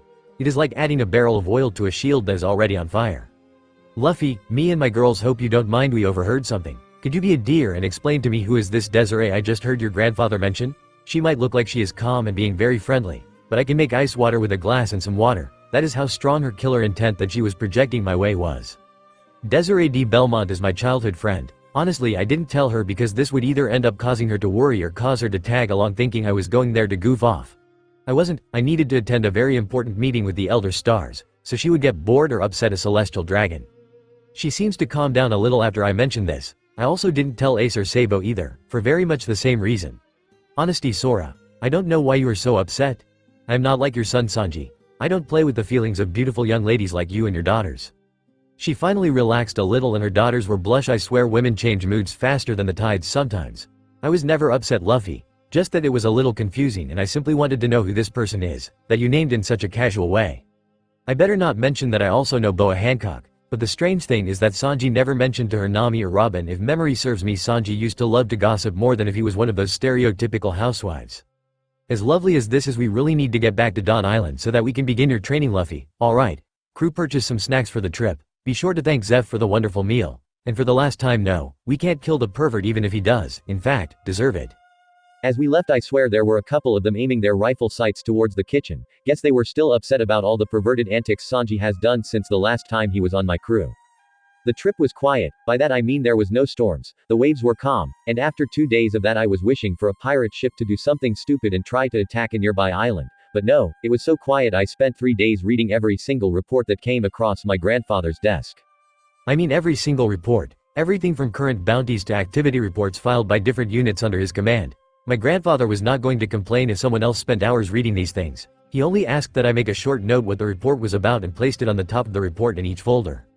I swear I know that I was the one that wanted to read them, but after he mentioned that, I began to feel like this had turned into an activity for my grandpa to test my abilities to understand what was written on the reports, and that they were not current reports, but rather reports he already read, and now was using them to test me. I really should consider this part of my training and just get through this simple task, since I imagine this is nothing compared to the training I will receive once we get back to Dawn Island. It could also be that he is not in a happy mood after Zeph told him he ate all the donuts he made and he didn't have any more for him to take with him. As the final page was done, I leaned back into the seat, and that is when I heard someone shout that Dawn Island was in sight. I am not looking forward to the screams I am expecting from Desiree. She might be my childhood friend, but I imagine she has been bored to tears. As I finally got off my seat, I saw the port at Dawn Island. The red hair pirate ship was already docked, and I knew at least I would see some familiar faces. I guess I have plenty of things to tell Desiree when I meet her. Some of it I will have to keep to myself, but that depends on how she reacts after we see each other. Desiree can be many things, but the one that I worry is if she lets her anger get the better of her. Ever since we were kids, I knew that something was terrifying locked inside my friend, a terror. A force that made even me tremble when she lost control. I faced a Sea King, and that was nothing compared to like when I was standing there and Desiree lost control.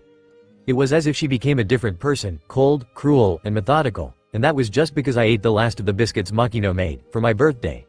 Honestly, she made them especially for me, but the fact that I ate the last one sent her into a rage that she nearly made everyone in the bar collapse from the sheer force of her killer intent. While I jumped off the deck of the ship and took off in the direction of the bar, if I wanted to find Desiree I would more than likely find her there. If not, Shanks will know where to find her since she has gotten into the habit of shamelessly flirting with him. I honestly think she is trying to tell me something when she does that. The very second I walk into the bar, I feel a pair of arms grab hold of me and wrap very long arms around me, holding me tight, and I mean tight. I know boa constrictors that are gentler than this. That is when I realized what was holding me and who it was, as I finally saw the sobbing face of Desiree with her head against my chest. Shanks, don't you just sit there drinking. Get me a crowbar and an explanation. Wouldn't Davy Jones' locker cause this to happen? For all I know, this means Desiree here ate the gum devil fruit. I know you have it, so come on, someone tells me what is going on. She stopped crying and began to glare at me. What is going on? You idiot, you had me and Makino here worried sick. You just took off, not even leaving a note where you were going or if you would be okay. We thought you'd been taken captive, or that you did something stupid and picked another fight with a Sea King, dummy. And back to the waterworks for me. As she started to cry again, Desiree here was a mess. She asked me to help her find you. We ended up going to all nearby islands, but no sight nor hair of you. One night, she apparently went to the galley to grab something to eat, and wouldn't you know it, she ate that devil fruit. I tried my best to stop her, but you know how she can get. Great, I go for a couple of days to take care of some really important business and this happens. Look, going to Mary Joie's is not an easy task.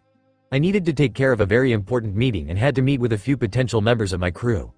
I am surprised, Shanks, you know that finding a reliable crew is important. But you could have left a message or a letter or something to tell us you were alright. I mean, come on, Desiree was so worried she didn't eat a thing in days trying to find you. Well, she did eat the gum fruit, and Makino over there has been in such a lousy mood that people are scared of even asking for water. This is a bar, and she is so frosty that people are afraid to ask for a drink. I finally got Desiree to calm down and looked at Makino, who is still in a rotten mood. I had to fix this in a hurry or this place would suffer.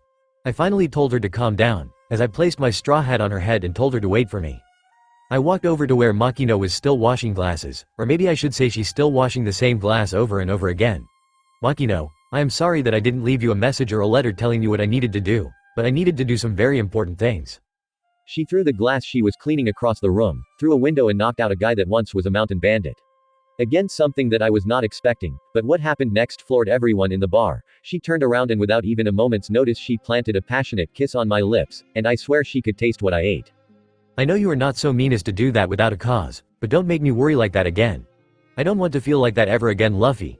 I know Desiree feels the same way, so that does it. If you really are going to do this and go travel around the world and get into all kinds of trouble, you are not leaving me behind again. You hear me, Buster? You go only when I come with you. That made everyone in the bar start laughing. Desiree took my hat off her head and walked over to me, placing my straw hat on my head. You are not leaving either of us behind again. I don't care if I have to sneak aboard your ship, or just sneak into your luggage, but you are not causing us to worry like that again. Well, that is one welcome I will not soon forget. I find that my childhood friend became a rubber human. Makino gave me a kiss that some people would say she had never given anyone, and Grandpa woke me up even before the sun rose with only one thing to say: training. So here I am at the ass crack of dawn doing a warm-up of a 3-mile run, 100 push-ups, 100 crunches, and 100 pull-ups.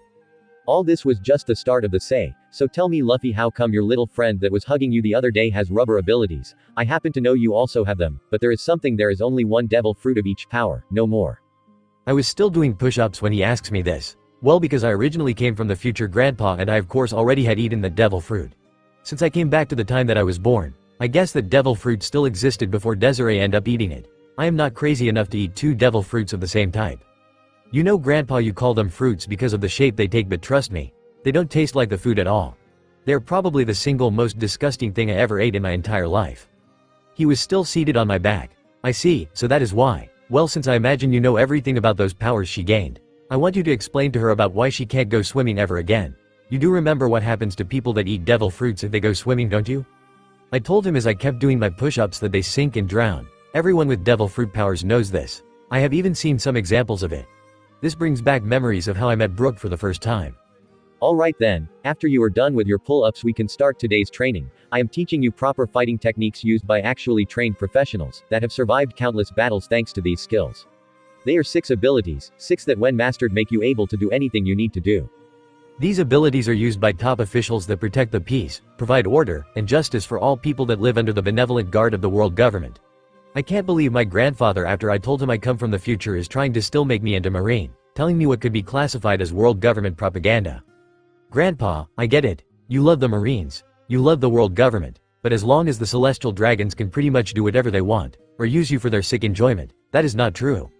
I don't even know why I have to keep repeating this to you. I am from the future where 4, count them, 4 celestial dragons declared themselves emperors and they made everyone's life hell. No, hell would be nicer than what those 4 people did.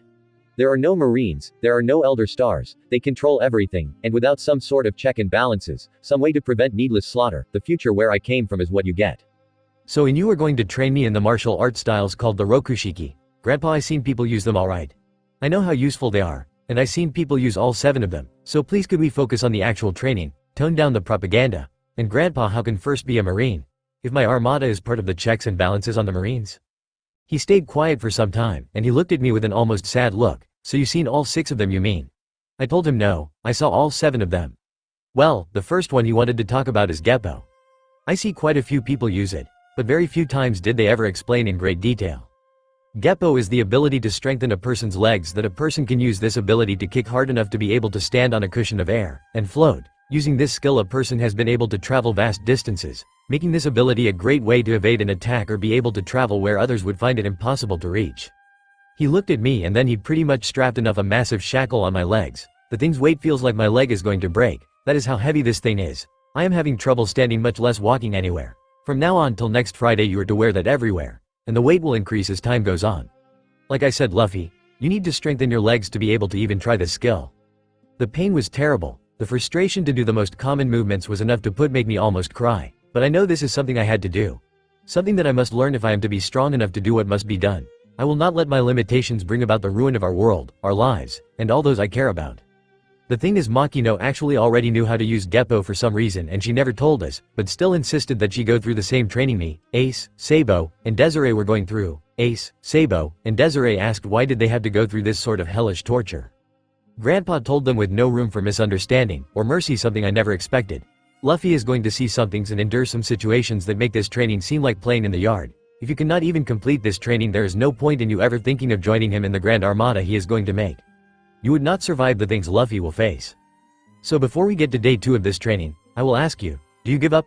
Do you accept that Luffy will be very far away from you and you will remain on Dawn Island to become one of the many fishermen, farmers, and civilians that live here, not knowing what is happening to Luffy or the fact that he could be dead because you were not there to help him? They never complained again, not a single word. They kept looking at me and we continued to train to wear these shackles that indeed got heavier as time went on.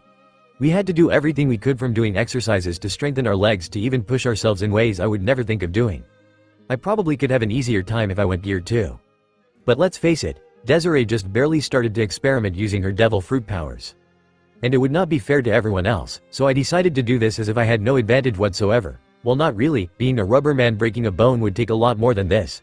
Desiree came to realize this after the end of the first day, when we learned we could not even take these things off when we went to sleep, which means sleeping on the ground. No bed would be able to withstand the weight of a body and the ever-increasing weight of these shackles. After we got up and ate our food while seating on the floor, cause the first time Sabo tried to sit on a chair wearing these things, the chair broke. Why? I still don't know. The legs just gave out and the chair broke. He must have been trying to it with his legs bent and crossed beneath him for a cushion. I looked at my grandfather, who didn't sleep that well last night, Well, who am I to mention that? No bed. I am pretty much sure nobody doing this training does have a good night's sleep. Luffy, I spent a long time thinking what you said to me yesterday, and actually I am not trying to force you into becoming anything. Was merely trying to do something your father actually never bothered doing. Give you a few examples so that you know what is right from what is wrong. Honestly, this is the sort of thing my son should be doing, but no, he is off making an army to oppose the only government exists and kept all of us safe even after the Void Century, instead of trying to teach his son some good moral lessons or anything. I also have to admit it because I know you will eventually become the Pirate King, but I have to tell you Luffy, as a Marine I have been in combat most of my adult life, and that combat has been against some of the worst that has ever existed. Guess what they have in common? That is right, my dear grandson, I ended up defeating so many pirates, and sending them to prison. I am sort of shocked that there aren't a few floors in Impel down referred to as the Garp ward. I know for a fact that there is one, or will be one, since the prison cell where Bill, Phil, Vegapunk and I shared was in that very ward that he just mentioned. Sorry I was so harsh to you, Grandpa, but I just wanted you to know that I have a reason why I am doing what I am doing, and you sounding like a Marines recruiter was like you were trying to undermine everything I am trying to achieve. As we finished the warm-up exercises we began to do things that most people consider insane, running up and down a steep hill, wearing these things. He was not kidding, these shackles are getting heavier as time passed on. Yesterday at the end of the day, I felt like I could walk, now I am feeling like I can barely crawl. So Grandpa, how much longer are we wearing these things? He laughed and told me about a month or two, then he was going to add 2 more these on our arms. Why do I get the weird feeling that my grandfather is trying his best to kill me?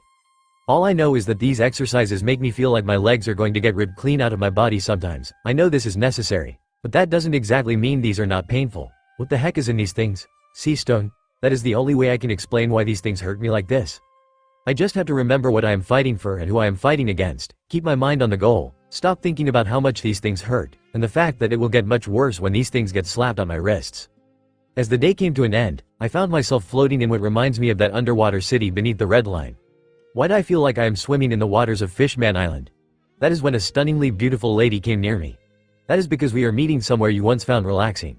Nice that you can finally see me, Luffy. I am Nana. Her long silver hair, her figure, her smiling face told me that she was not lying. The fact that she was wearing something that showed off her figure thanks to how much that Toga hugged her figure was clear to see. Well, I guess you are the one that brought me into this place for a reason? She laughed and she began to press her body against me as she began to hug me from behind. Or maybe I brought you here to finally make you realize I am a living, breathing person and not something that doctor made by mistake. Did I just see her hair change color? Well, I know that you would not bring me here just so that I can have fun with you. That also doesn't explain why my body looks like my old body, and instead of the body of a child I was reborn in. She blew a kiss near me. Both actually, you are projecting your spirit. This is how you soul which knows the truth. And secondly, I did bring you here for another reason other than me trying to get you to sleep with me. But did you have to be so blunt about it? We are meeting my brother, the god that governs the sea, Neptune. She was still leaning on me as she somehow came to start hugging me like a lover that'd been missing each other for years. We are here to talk about those nasty restrictions that devil fruit users have placed upon them since it was Neptune who did that in the first place. That always made me wonder why. Why did he hate devil fruits so much that anytime we either wear anything with sea stone or are in the water we either sink to the bottom and die, or we weaken to the point that it is not even funny. A tall man also wearing a toga showed up, right out of nowhere. Considering I never saw where Nana came from I shouldn't be too surprised. So sister, you wanted me to meet this mortal. And he is even a person that ate some of that disgusting fruit. Why did you want me to meet this mortal? Nana just stared at him. Look, Neptune, I know you hate the devil fruits because they give abilities that people either abuse or tend to use them in unnatural ways. But my friend Luffy is different. He used them to make the world a better place. So I came here to ask you to loosen your hatred of him and those around him when near or touched by something from your domain. Neptune did not look happy about this one bit. Look sister, while it is nice of you to ask, why is he so damn special that he and his friends get preferential treatment from me? That is when her hair became a deep red and looked at him. She just flat out said that unlike anyone, in reality, I managed to make her fall in love with me. Well, it is nice that she feels such tender feelings towards me, and it sort of makes sense why she only apparently talks to me about my current status or gaining skills since she keeps an eye on me. Look, Nana, I can see from your hair color that this is the case. You see mortal, my sister has this quirk that anyone can tell how she is feeling by the color her hair is, and I got to admit, no one, and I mean no one managed to make my sister Nainfree and fall in love with them, and I mean no one. Her hair because darker than any starless night. The second Neptune said that. I hate that name Neptune, I told you to call me Nana. She slapped him hard enough that I even felt sorry for him. I see why she would want this, but I can't just give it to you. I will brand you, and much like Hercules, I shall give you some challenges, 10 challenges to be precise. Should you manage to overcome them, You shall enjoy blessing like no other before, and should we defeat them in less than a decade, I shall bestow upon you a blessing unlike any you ever heard of before. Do you accept? I was always up for something fun. Before my long sentence had impelled down, sure, I will take you on those challenges, but each time I beat one, you got to tell me an embarrassing fact or story about Nana. Neptune began laughing as we began to shake hands. Oh, I would do that even without the challenges. Like for instance, did you know she used to worry about her looks when we were growing up? Seriously, we are gods. Like you would ever see a god that was hideous. Nana was not happy. Her dark hair color pretty much told me and him that we better drop the topic altogether. Or maybe it was the way her fists began to glow. Either way, that was the sign for us to change topics.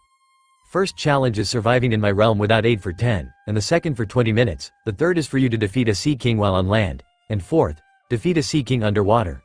Fifth, tame one of the strongest and smartest beasts of the forest. Sixth, tame a sea king. For the last 4 I want you to spar and defeat 4 people or renown. 4 of these so-called warlords of the sea. The rewards: finish the first 2 and you and anyone in your fleet that has eaten a devil fruit will be allowed to swim on my domain, but only with 10% of their strength. After the next 2 you get to breathe underwater as if you were born in my realm. After you finish the next 2 you and people in your armada get a blessing. You get to be 10 times stronger in my domain, on the sea or below it. The next 2 are going to be tricky, but I sort of like you kid. I will grant you 2 of my weapons for you to use as you please, and the last 2 you get an island domain of your own. It really is a magical and very useful place I call the Island of Abyss.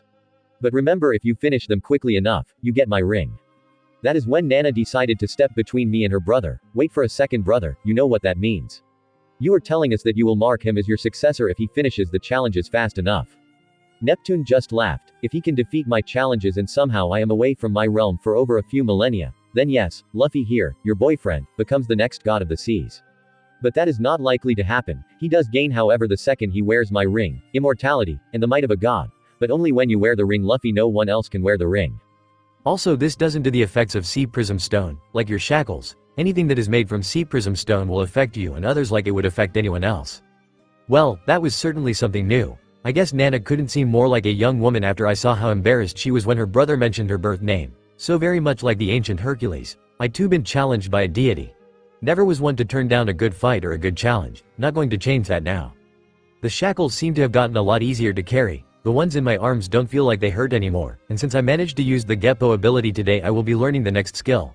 I cannot be more excited to begin putting all this strength I built thanks to the shackles to good use. So it seems you are eager to learn the next skill, Luffy. That is good. The next skill is something you should already know quite well, but let me explain it to you. It is the skill to take power and strengthen your muscles to resist or even reflect any damage. It is called the Tekai. Your body has sufficient muscle to learn all the other skills, but this will be even harsher than the one before. You need to concentrate your power into every pore, every muscle, make them as strong as iron if not even stronger. Once I see that you have a grasp by blocking a stone I throw at you, you shall continue to use that when I begin to hit you. If done properly you should be able to knock my own blow against me. As the day continued I did just as he said. I had subconsciously used this when shifting to my higher gears. It didn't take me long to truly learn this ability. The strength of my grandfather's punches was not something I could deflect. At best I could only stand the hit without injury. Considering I know how much his fist of love hurts, that is something. Very well done, Luffy. The next ability you shall learn is Shigen. Using the strength you build up agility and speed. Use your finger to punch through anything, as fast as you can, as many times as you can. Once you learn this ability, you will never again need a gun for close quarters combat when you can use your fingers to do the exact same thing. I will admit it, this ability is a lot tougher to learn, but after 3 days I was able to destroy a massive boulder using only my fingers. Considering that I still had these sea prism stone shackles, it was something even I felt good about. Learning faster than most other people learning these techniques, Luffy. You're making your dear old grandpa very proud. Next is the ability to use high-speed kicks to create a wind that can cut. A slicing wind, if you will. Rankyaku it is called.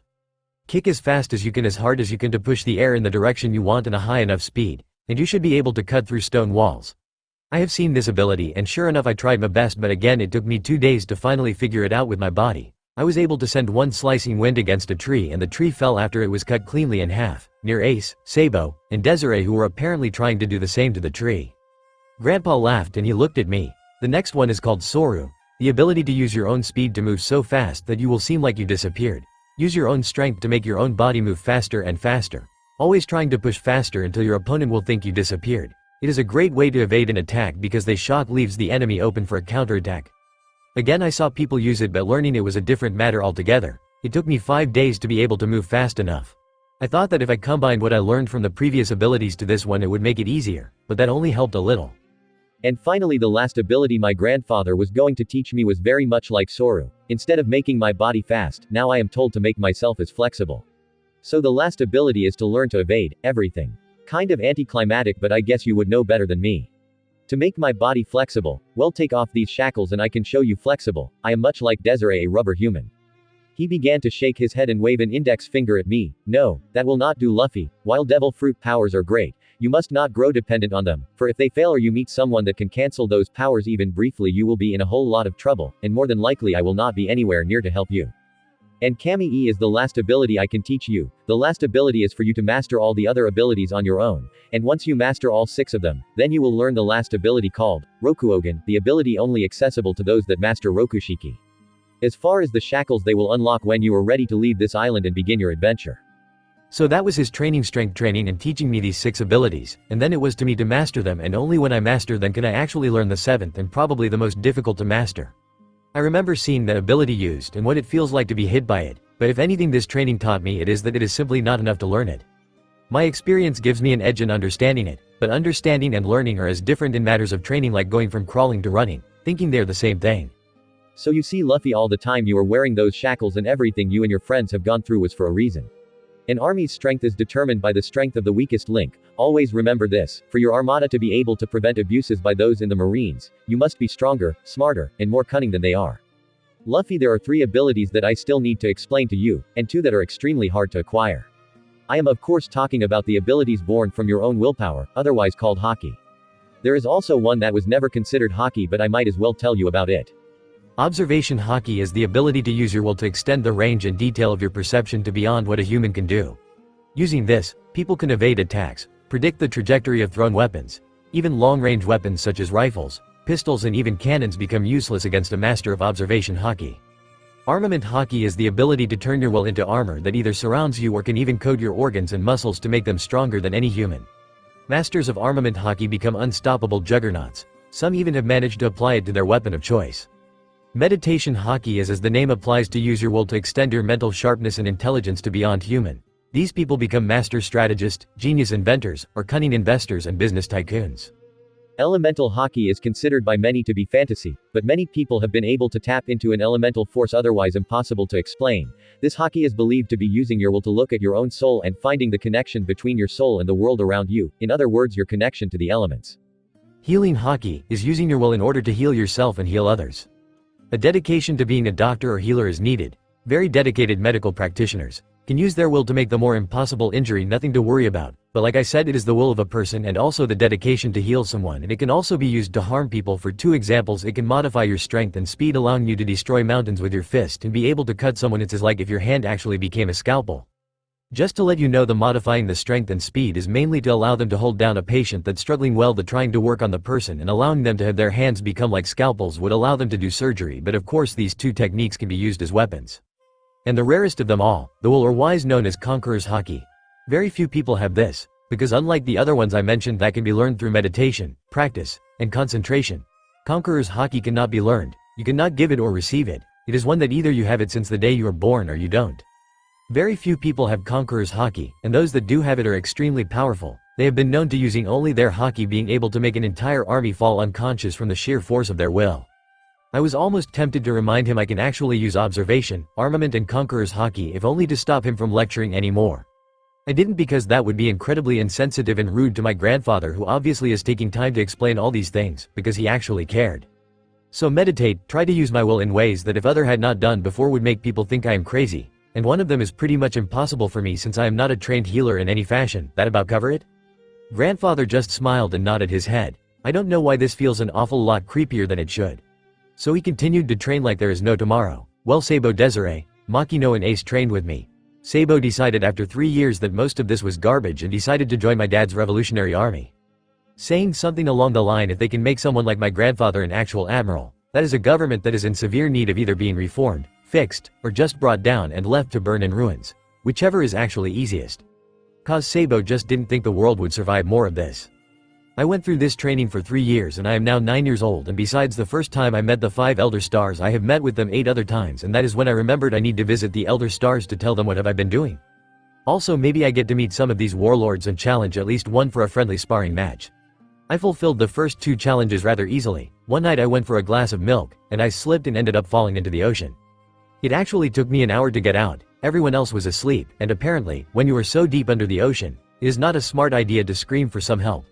The Sea King, well, it is the same old grump that in the other timeline ate Shanks' arm off. He just liked the sea around Dawn Island for some reason. It could be because people are so damn wasteful that they throw away so much half-eaten food into the sea, but that is simply a coincidence. He actually charges at me, and when he was 10 feet away I used Conqueror's Haki and he was out cold, then I made it to the surface. When he finally woke up he tried to attack me, so I used Armament Haki on my right arm and just beat him up using Gum Gum Gatling. After the first 20 punches, he actually begged me to stop and told me he was sorry. We got to talk and we became rather good friends. He has a wicked sense of humor, and when I told him if he would actually eat the arm of a person, he nearly throws up on just the idea. Apparently to Sea Kings there is nothing, nothing as disgusting as human flesh, or so he told me. I would say that counts as taming a Sea King. Not only did I defeat the Sea King twice, once above the water and once below the water, so that makes it 5 challenges. I will never get used to how utterly chaotic life can be aboard a marine ship, and this coming from a guy that spent what seemed to be decades on a pirate ship with a shoestring budget. This trip to meet with the Elder Stars is going to be a long one. As we finally reached the capital, I got to say the celestial dragons sure know how to make a person feel like everything remains the same. I am still being given glares from a bunch of them like I was something they need to scrape off their shoes. Boy, that sure makes me feel welcomed. As I entered the room where the Elder Stars were waiting for me, I hear someone whistle. Boy, you were gone for 4 months and you look that strong? I think we should consider making the training your grandfather mentioned in his reports to be the new standard for marine training.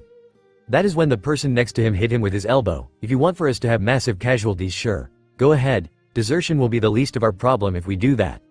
The pirates may want to pretend to join the Marines, get the training, and then leave without telling anyone, and begin to train their pirate crew like that.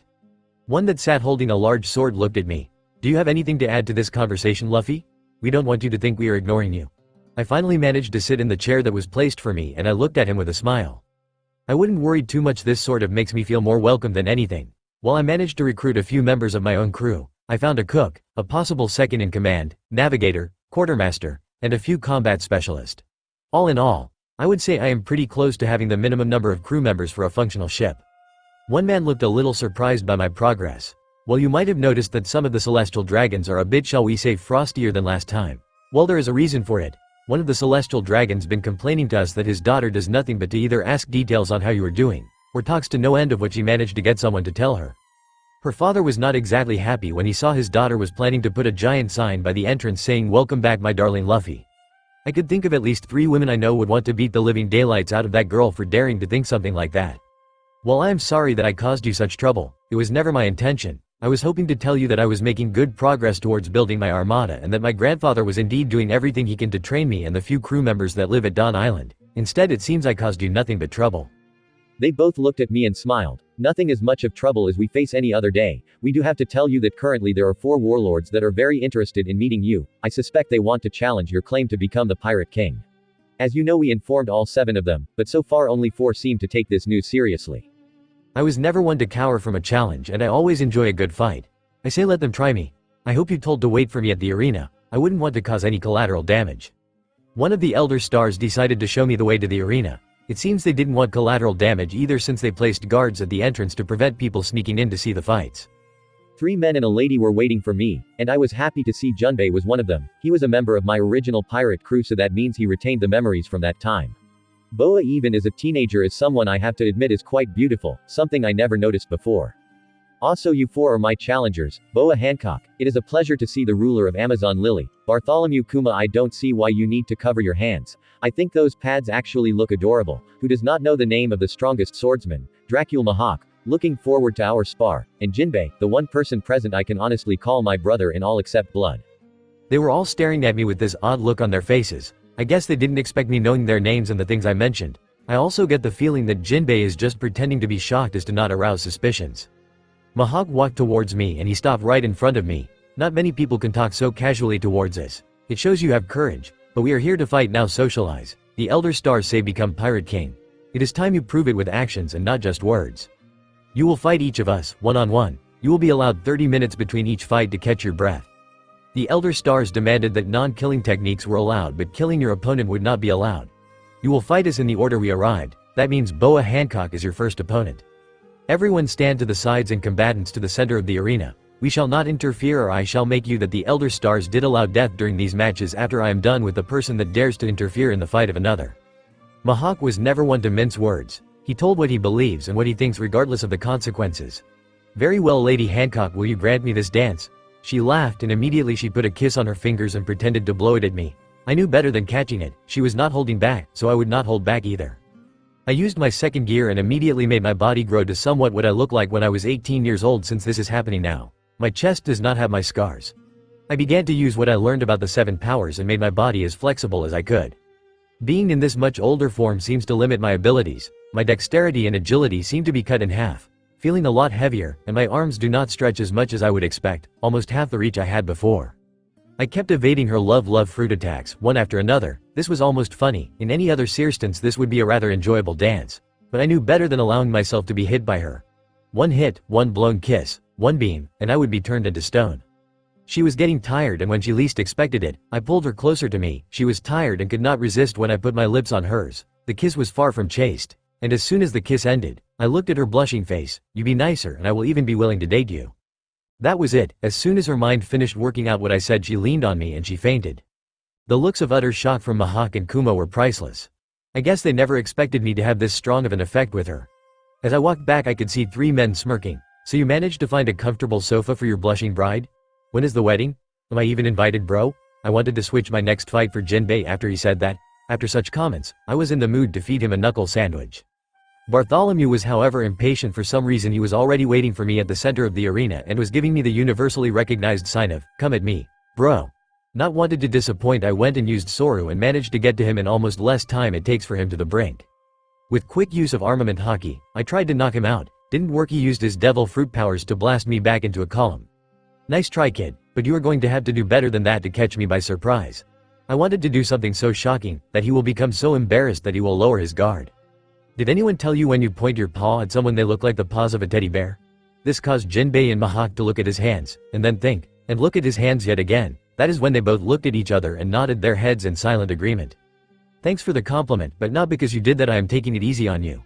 I combined Soru and Kami-e and increased my speed so much that the entire world seems to go black and white for a second, and with my black armored fist I used elephant gun and punched him right at the point of his jaw. It didn't hit, but the strength of the attack caused him to become unable to stand, and he looked like he wanted to say something when he finally opened his mouth and fell face first on the arena floor unconscious. And that was me taking it easy. I'll be right back, just need to place this guy in a place he will be safe. The infirmary seems like a good choice. I picked up Kuma like I was picking up a sleeping bag and began to carry him to the infirmary in a fireman's carry. An ice pack for his chin, and I went back to the arena where the 2 remaining warlords were talking, and Hancock was listening while looking at me enter the arena. Guess she recovered faster than I expected. Alright Luffy, get here and let's get started. No pulling punches or tricks. I am not going to fall prey to your silver tongue. Boa began to laugh and looked at him and me with a certain glint in her eyes. He is skilled at using his tongue. After that kiss, I can say that much, but I wouldn't call it silver. I would say it is golden, cause to me that tongue of his is a treasure. Dracule didn't care for her opinion or anyone else. He began to slash his sword at my direction. The speed caused the wind to be pushed so fast that it began to cut into the columns as I evaded the attacks. I kept evading one attack after another till I decided he doesn't want me to pull my punches, so why disappoint? I began to take parts of the arena floor, pulled them up and tossed them at him to block his attacks.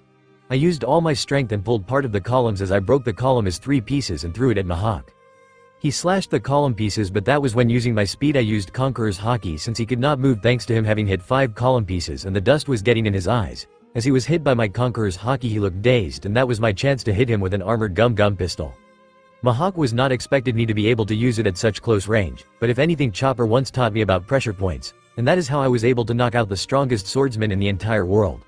I swear Mihawk was smiling as his body hit the floor unconscious. As I carried Mihawk to the infirmary I began to feel the arena shake a bit, and when I finally got back to the arena, all but Mihawk were standing on the one side of the arena that has seats for people to watch the fight.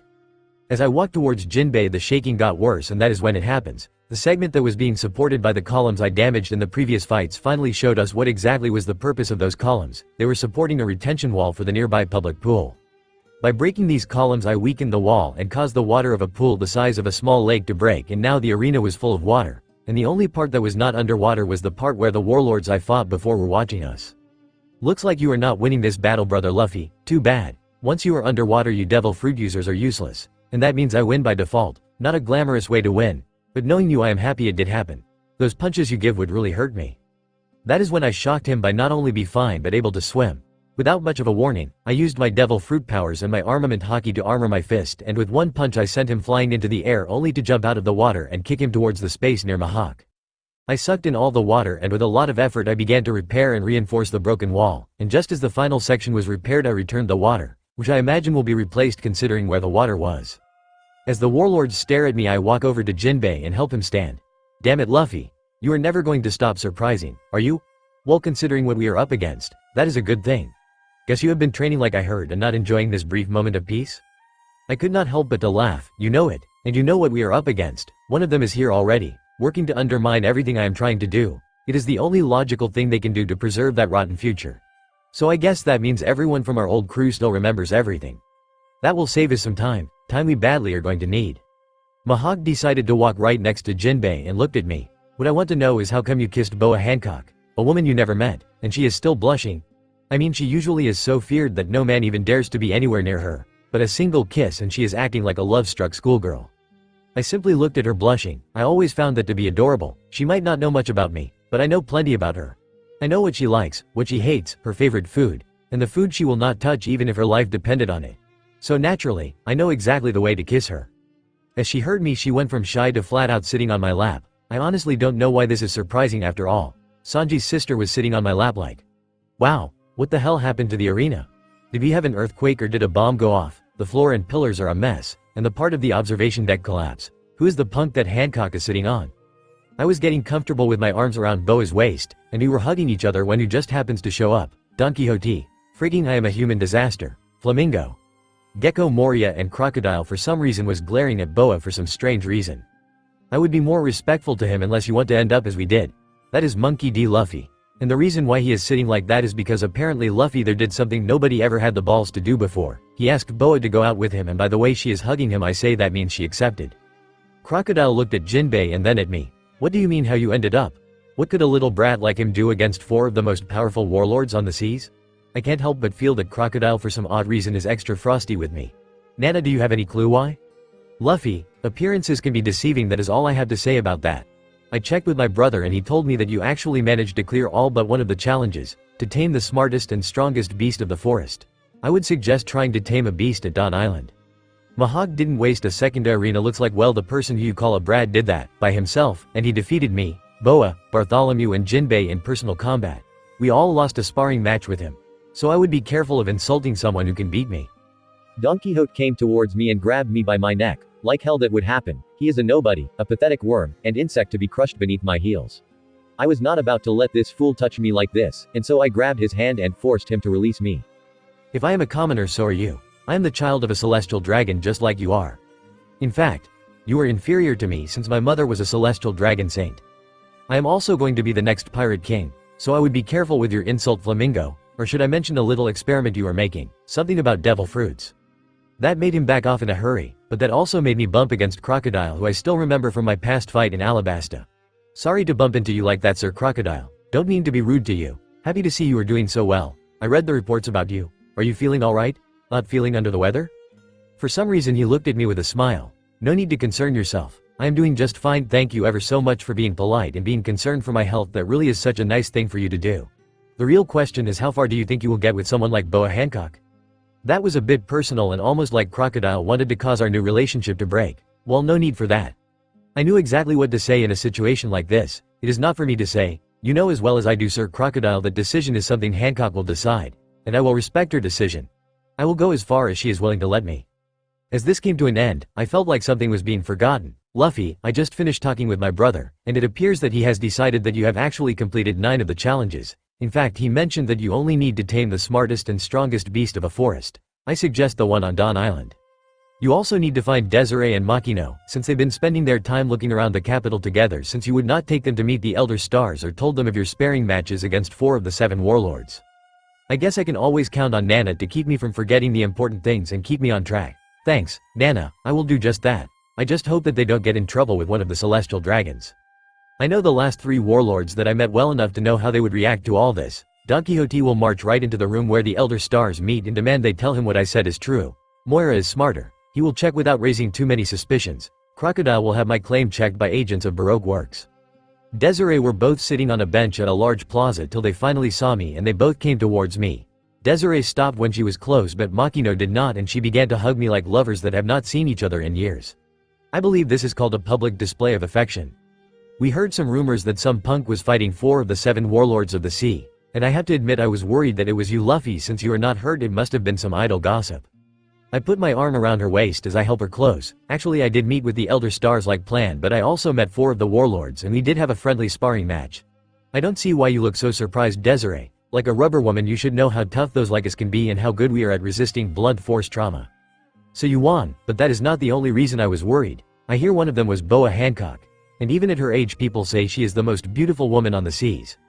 I was afraid that she would steal you from me and we would never be able to find you. Nobody knows where her island home is. I hugged Makino and couldn't help but to smile. She has been with me since my new childhood. How come I never noticed that she actually at some point was this in love with me? I mean that kiss in her bar should have told me as much. With all the years of experience I had. And I still failed to recognize that this beauty who helped me most of my life was actually in love with me to this degree. I looked at her. It is not that she wouldn't want to take me to her island. It is a deeply guarded secret, and since I know where it is, thanks to the lessons from Grandpa, there is very little she could do to stop me from living. We learned to walk on air. This however would put the secret location of her island at risk. You are right, if the way I actually managed to fight against her and her reaction at the end is anything to go by she is in love with me. So I decided that I will take my place as leader of this armada, and for once in my life, I shall not reject anyone who truly loves me. By rejecting them I could hurt them or cause them to become potential victims that want to hurt me by hurting them. If they love me they will be safe within the armada than outside. So tell me, Makino, can you accept that? Or are you so disgusted that I will basically form a harem that you want nothing to do with me? This was a test for Desiree who was glaring at Makino when she just kissed me and Makino, to the extent of how much they truly desired to be with me.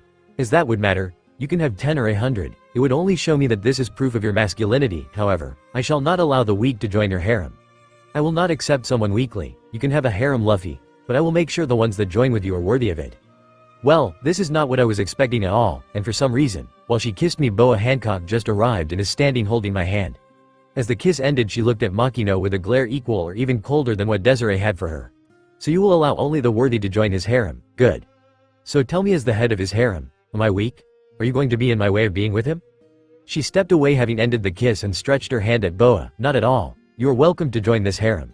A group that fights for the man we all love dearly, so that we may one day be able to live together and enjoy the joy of our union to him. Desiree out of nowhere used Soru and stood between Boa and Makino in the middle of the plaza, and she looked at me, and without even a warning kissed me briefly on my lips. Well, what does that make me, lukewarm liver? I also love him, so are you telling me I can't join this gang of women who love him? Do I have to beat you too to prove I can join the harem or what? Makino and Boa just laughed. You are already a member of it. You just need to prove that you are worthy by training hard and keeping your edge sharp. We have to do this to be able to defend our home and our man. So you want to prove you are stronger than me, a warlord, by all means. Sister, take your best shot.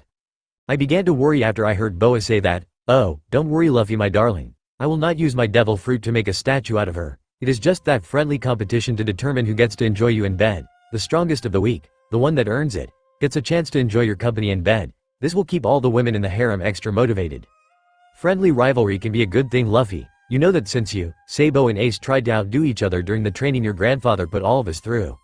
Well, I guess I have to really train hard to remain the head of this harem. For you Luffy that is a small price to pay. Speaking of which, since Boa is going back to her island I guess this means I get to enjoy that thing that is poking my thigh tonight.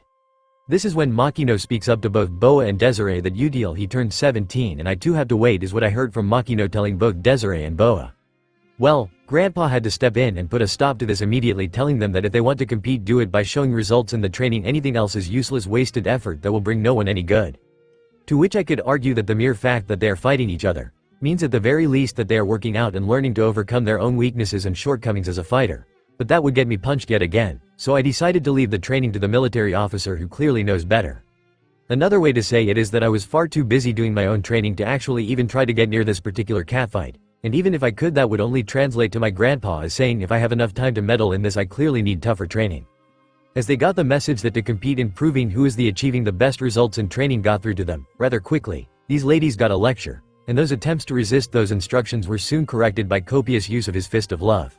Two of the people training are quite literally rubber humans, so we can honestly say there's nothing even close to love in that fist of his, or we would if we finally got so sick and tired of the current training exercises that we wanted to torture ourselves by asking for even harder exercise and training schedule by telling him that to his face.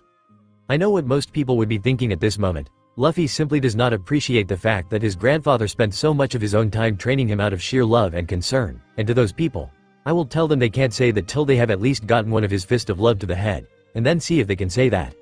I am not kidding, that fist hurts more than people can imagine, and if I wasn't a rubber man, I'd probably already be dead. While eating dinner I asked Grandpa for a tiny little favor. See, according to what I know, there is a shipwright that I will need in the future, and knowing what I know from my past, right now is the perfect time for me to go to Water 7, and at least attempt to prevent the death of one of the most skilled shipwrights that the world has. The man who made the flagship for the previous pirate king, Gold D. Roger. Grandpa asked me why was it so important. I had the backing of the Elder Stars, and once revealed as a child of a celestial dragon, I could walk up to any shipyard of the Marines and demand that I be given the ship of my choice, but I told him that if we don't do this we would lose an absolute jewel of a man. To lose him, it would cause harm to everyone on the world. He was truly a genius when it came to everything from building, designing and repairing ships. I told him this man was one of the fish people and thus he lives in Water 7. We need his help if we are ever to attempt the things we need to do. First and foremost, I need his help in upgrading and preparing my ship. This was essential if my efforts to form the armada were going to have any chance of success. And no, I couldn't take a marine ship because it would automatically make any pirate crew I meet hostile simple by association. And this armada is a check on potential abuses by the government and the Marines, so it wouldn't make much sense for me to use a marine ship.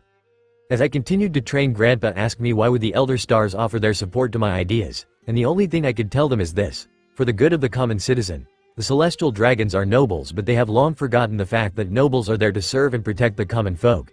This armada will be there to stop any abuses that they commit, for petty or simply malicious motives. Grandpa, I may look young, but I have the experience of an entire lifetime, so trust me, I know the good and ill of the world government, and the only reason I do not agree with my father is that he wants to eliminate the world government but apparently had no plans to what happens in the power vacuum that this would create. I rather deal with the corrupt eliminates of the government and form a group to prevent that corruption from reappearing later, the Pirate King Armada. He then asked me if, in reality, I wanted to conquer the world. I couldn't help but laugh as he said that, and I looked at him as I told him that the Pirate King is not one because he conquers it, because he has the most freedom on the sea. He told me that if I finished the week's training goals then he would have his ship take us to Water 7 by the following weekend. That was the best I could do. That is when I saw a strange bird and motioned for it to come down. Immediately I realized it was a news coup. I looked at the bird and asked it how could I get a subscription to the paper. The bird put its beak in a pouch and pulled out a piece of paper and something to write with. The paper stated that a subscription fee of 50 berries was required and to write down the name of the person who was subscribing to the paper. A signature would be required, but a blood mark would work as one if the person didn't want to write their name down. Luffy wrote his name, bit his finger, and pressed it on the page. As he did, he placed the berries and the paper in the pouch of the bird. I guess I will have to wait for a week before I get my first newspaper. The bird heard me and shook its head. Immediately he handed me a paper and took off to go. What I can only guess, more newspaper deliveries. What did you buy from the bird, Luffy? Grandpa asked me, and I just told him nothing major, just got a subscription for the newspaper. I told him as I began to open the newspaper and began to read. Let's see, trouble at Impel down. Ivankov probably has something to do with that, and apparently, Alvida Pirate's bounty increased by 5 million, so that means she is doing well. The social events were not exactly what I call fun. The articles on the new policies by the world government were nothing new. I actually saw which ones had been implemented in my own lifetime. A few stories of marine promotions but nothing major, and of course the weather, calendar, and horoscope. If I was as immature as my body looks I would have focused on the funnies section of the newspaper and nothing else. Grandpa asked me if he could read the newspaper and of course, I told him yes, after I got done reading it. Not because I paid for the paper, but because after reading all those reports and seeing how he handled them, I didn't want my grandpa to mess up the paper. The one question that came from me reading all those reports is, who is he gentle with? Not me, not his troops, and certainly not the reports or official doings. Just because I wanted to go to Water 7 he not only doubled but tripled the difficulty of my training that week. For some odd reason Grandpa wanted to avoid Water 7. The sad thing however is that the paper sometimes showed the image of a slender woman with red lipstick, long curly black hair that is tied back, and a mole on the right side of her face below her mouth. She also possesses a black spider tattoo on her left thigh. She wears a marine coat on her shoulders like a cape, and her sleeves have pink cuffs and the epaulettes are pink. Her marine coat has a hood, though she usually keeps it down. Underneath, she sports a short-sleeved pink shirt, with a frilled collar and an open neckline that exposes her cleavage. She wears dark brown shorts and black heels and she reminded me a lot of myself. So I came to realize that Mom was actually still very much alive, and if this was to be understood in the Marines. She was in a division that gave her a lot of free time to do anything she wanted. The Justice Advocate General Corp, meaning if some Marine officer or enlisted personnel screwed the pooch, she was in charge of the division that would punish them. But considering what I will find one day with the axe-wielding moron, that is not something that happens often if ever. On the trip to Water 7, I planned to visit a few of the IS past. For instance, I wanted to visit briefly a place called Syrup Island. There was the Going Merry on that island that I wanted to buy, and to say the mother of my very good but habitually lying friend Usopp. The trip would also have me visit a place I know I could find Alvida and her crew, who at the time were too injured to do anything by the time I got to them. So I did the only thing I could. I talked with Alvida about her horrible vanity issues due to the insecurities her appearance caused her. So I told her that she could become immensely stronger if she learned to use her Haki, and seeing how her crew was injured, it means they were in heavy combat, which is the perfect situation to train it. Told her of armament and observation Haki. She asked me why the hell was I doing that for her. It's not like she was that pretty. To begin with, she knew she was considered fat by a lot of people, to which I couldn't help to laugh, remembering the last time I saw her after she ate the slip devil fruit. That is the thing, Alvida, you are pretty. It is just that most people can't see it right now, but eventually I promise everyone will be in awe of your beauty. In a few years, I will help you with that, but remember, Alvida, it will hurt. Alvida and a few of her crew were shocked when they basically saw me run across the sea like it was nothing, headed right back to where my grandpa's ship was. I simply took off from the ship while we traveled towards Syrup Village, and took this brief detour to talk with her. She was a lot friendlier than before after our conversation, which was a bit shocking, truth be told. I paid my price for wandering off while on the trip. Another dose of my grandpa's fist of love. I still say that no matter the reason, if I was a regular human I would be dead after a single punch of his to my head. The island was pretty much a rural island, nothing major. It was calm and peaceful, and the place brought me back many memories of meeting my lying friend. Sad thing is, most of the things he told people were not lies at all. I guess he suffers the same thing that happens to the boy in the story about the boy who cried wolf. Lie to many times and people will simply assume that everything you say is a lie, not even when it is true.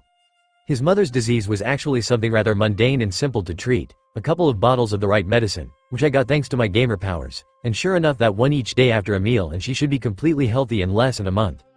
Mary was still the butler of the family that governs the island, but he was initially reluctant to sell me the Going Merry, saying it was not seaworthy for the New World, which is the second half of the Grand Line. I told him not to worry about that. I was planning to go to meet with the owner of Tom's Works and get that man to work for me and my future armada. So given a chance I will return back to the village with Tom so he can do more than just repair the ship but upgrade it. Mary was very happy to hear that. I do hope Grandpa can see that this trip is not simply me trying to get off from training, but rather I am doing some good for a lot of innocent people. The man who governs the island asked me what I think of the possibility of a young woman becoming a doctor on a ship. Personally, I think that is a wonderful idea. In fact, I wished we had at least one more doctor on ours when we were having our adventure, because for some odd reason only until now I realized that Tony Chopper was swamped with work, too much work, and had he had some time for himself he could really have gotten a lot stronger and be able to master his devil fruit powers. I looked at him and said, "Look, sir, I am still currently training, and you probably think of me as just some kid who doesn't know any better, but if I was a captain you better believe I would love to have a doctor on my ship, and I wouldn't care if that person was male, female or both, and yes, I know of at least one person that can be both." The man asked me who exactly could be both genders, and I laughed and told him it was an old friend of my dad, who ate a rather strange devil fruit that allows him to change his own gender or anyone else. Emporio Invinkov, as far as I could remember. He called my friend Freaky and told him, no, if he really wanted to meet Freaky then he better be careful never to meet Caesar Clown, and no, he is not funny or fun to meet or talk with. He quickly mentioned that a friend of his daughter's actually said that he wanted to become a pirate, and according to what his daughter told him, the boy was the most accurate shooter with his slingshot. He told her that she could be a great doctor, and ever since her daughter went from wanting dolls and toys to wanting medical textbooks and learning to be a doctor. He had to hire an actual doctor to tutor her, which turned out to be a good thing since when his wife was sick she was saved by that doctor. Seeing this, his daughter's desire to become a doctor only became stronger, as he would sometimes go to the room where he tutored her and he heard him tell her stories of horrible plagues and how he and another doctor who was retired cured them, saving entire islands. He knew this was possibly not true, and it was to make her feel better about the hardships of what she chose to learn, so her father never actually told her otherwise. I told the man that not to worry, should anything happen to him and his wife. One day he will return. If by then he had his ship and crew, he would welcome her aboard his ship with open arms. Like he said, he would always welcome her to be his ship's doctor. To which he asked before walking away, why does he think he needs more than a single doctor on his ship? To which I couldn't help but laugh as I told him I am the pirate prince. My ship and crew will see more combat than most, so naturally I would love to have at least 2 doctors. The man must have thought I was joking when he began to laugh as he walked away, but I knew we had to make tracks to Water 7 if we are going to save Tom and his shop from the idiots that want to kill him. Why idiots? Because they don't realize that killing Tom would cause them to never be able to get their hands on the real schematics of Pluton. What do you call a person whose very idea of how to achieve his goal does something that will cause him to fail to achieve that goal other than an idiot? As the ship was done resupplying and was ready to take off towards Water 7, I told him if he ever meets his daughter's friend to tell Usopp to keep training, cause I will need the best sniper in these seas, and as far as I know that was him. The ship took off as we left, a rather shocked-looking man realizing that her daughter's friend there might be something more to the boy other than his tall tales, and the boy if anything truly loved his friends and mother, who had made a complete recovery. It was kind of ironic because the medicine was from a game called One Piece, and I got it from the game story. If they could see the medicine description they would know that it was invented by a woman who made the medicine in remembrance of the death of her friend's mother. The trip from that island to Water 7 was long, tedious, boring, and filled with more reading paperwork and doing repetitive actions over and over again. If I didn't know any better I would say Grandpa Garp was a former student of Mr. Miyagi. At some points when cleaning the floor I was expecting him to say wax on, wax off. The only rest period I had was when either I was eating, sleeping, or reading more reports on the cruel and savage activities of many pirate ships. I could also swear that Grandpa was doing this to try and change my mind about becoming a pirate. Too bad for him. I know pretty much the worst that pirates can do. And I know the worst that Marines can do. Neither side can say one side is full of saints and the other are demons. We finally made it to the Sea of Shipwrights, Transport, and Commerce, Water 7. It appears the entire city was built on previous cities. Est City may be a wonder, however it is still mostly submerged. If anything it reminded me of Venice, a city where canals and boats are the main forms of transport, and this one had 7 dry docks who were devoted to building, repairing and upgrading ships. For any man of the sea, this was practically where people go to get their ships repaired, upgraded, and even have new ones built, and for pirates, this was a way to secure our very lives. So I for one, being a pirate captain, know this better than anyone, and thus I respect these men who do this work. I respect them so much that in fact, I have come for one shipwright, a man who started his own company and in my humble opinion would one day become the very best, and would teach a pair of siblings so much that he would eventually care about them like they were his own kids. I know this is true for Frankie, and this time he has a sister. So brother and sister are probably still working and learning at Tom's works. I asked the guy who was guiding the boat I was on, after I got off the ship, and asked him to guide me towards Tom's works. He immediately stopped and looked at me with this utter look of fear and concern, and seeing that I asked him what was wrong, he said simply, there is a group that had been trying to get in the way of that workshop for some time. It is almost considered bad luck to do business with them since their clients often end up dead or worse. I looked at the man and began to laugh. I couldn't help it. It was hilarious that these stooges would think they can get in my way. I appreciate your concern, but in reality, I came to talk with Tom about something important. I know who is behind those acts and who is trying to ruin that business, but Spandam better not get in my way, for he risks face the fury of not only the Elder Stars but also a celestial dragon. As I walked towards the business I knew that this message would get to Spandam. After all, the guy pretending to be my guide worked for him, and thanks to my observation skill I could tell rather easily who he swore his allegiance to. Spandam is here to obtain the blueprints of Pluton. The idiot never learns. Those blueprints are not written anywhere or can be easily stolen. They are in a very safe and valuable place, but if he does as he plans they will be destroyed. As I knocked on the door I heard a man speak telling me that he was not yet open for business. As I heard him I couldn't help but tell him, I came from very far away to meet the best shipbuilder in the world. So I asked Tom to please open his door and let me talk with him, so I can save his life and the lives of so many people in Water 7. The door opened and the man was as large as I remembered. He was a fish man, but you could tell he was stronger than any normal human. So you came to visit me. Do I understand that you wish to be one of my students? From the high praise that is the impression you gave me. But do come in, we can talk more about it in private. As soon as I walked in and the door closed he grabbed me and asked me point blank if I was with the crooks that were trying to force him to give them his most valuable blueprints. To which it made me laugh. Of course not. You already got 2 great apprentices that I could never match in talent. I know about your railroad that you are building or built to travel to nearby islands, and I know who is behind these attacks on your business. No, Tom, I come to save your life and those who you consider precious. Tom looked at me with a more calm face and let out a sigh. I guess the acts of that band of criminals are really getting to him. Sorry about that. They had tried that fake praise approach before, and I was worried you were one of them. Might as well ask, what are you offering to do, and how are you going to save my guys? I laughed and told him it was rather simple. I would pretend to be an apprentice to him or one of his 2 students. It was high time I learned some ship repair and maintenance techniques. After all, I am the pirate prince and future pirate king. It would not hurt to learn, and while I do that I will wait for Spandam and his thugs to come and attempt to attack you. They will face not only my skills but my might, and if they don't stop what they are doing, well, a watery grave is the only thing in their future. Tom asked me how could I say this since these men are more powerful than Marines. They are extremely powerful and dangerous. They even destroyed a ship that he and the others had finished constructing with nothing more than their bare hands. I couldn't help but laugh hearing him say this. It doesn't matter what they try to do, they will not succeed, and you can believe me when I tell you that you never had a friend like me. Tom, always being cautious, asked me what would he have to do for this help. and I told him that as the pirate prince I need a shipwright to take care of my armada, and since the armada's main purpose is to stop any dangerous crew on these seas, it means we will end up in combat and in very dangerous situations, so having someone to repair our ships is essential if not vital. He asked me why would the world government allow my armada to do that. I laughed and told him quite simply because the Elder Stars are members of the armada, to begin with, and I have their full backing and support. It is a check on the power of the Marines and on the Celestial Dragons. And I can do this because I am a Celestial Dragon of a rather high standing. So don't worry, I can take care of CP agents with little to no trouble at all. Now how about you introduce me to your students, and I get started working here while I wait for these morons to come and attack this place. As for what I would have you do is to fix a ship I bought recently. It needs major repairs and upgrades. But you made the ship of the previous Pirate King. Who could I ask to upgrade my ship better than you? Tom began to rub the back of his head and told him to knock it off with the flattery. If he managed to defeat and stop the fools that were after him, his apprentices and friends, he could safely say that he got him to join his armada, and he would do his very best to keep those ships in tip-top shape. Well, that is exactly what I wanted to hear, as he began to teach me the intricate and very interesting work of repairing and maintaining a ship, which made me wonder how in the world the Going Merry survived so long without a proper shipwright. It was an extremely well-built ship, but now thanks to Tom it will be even better.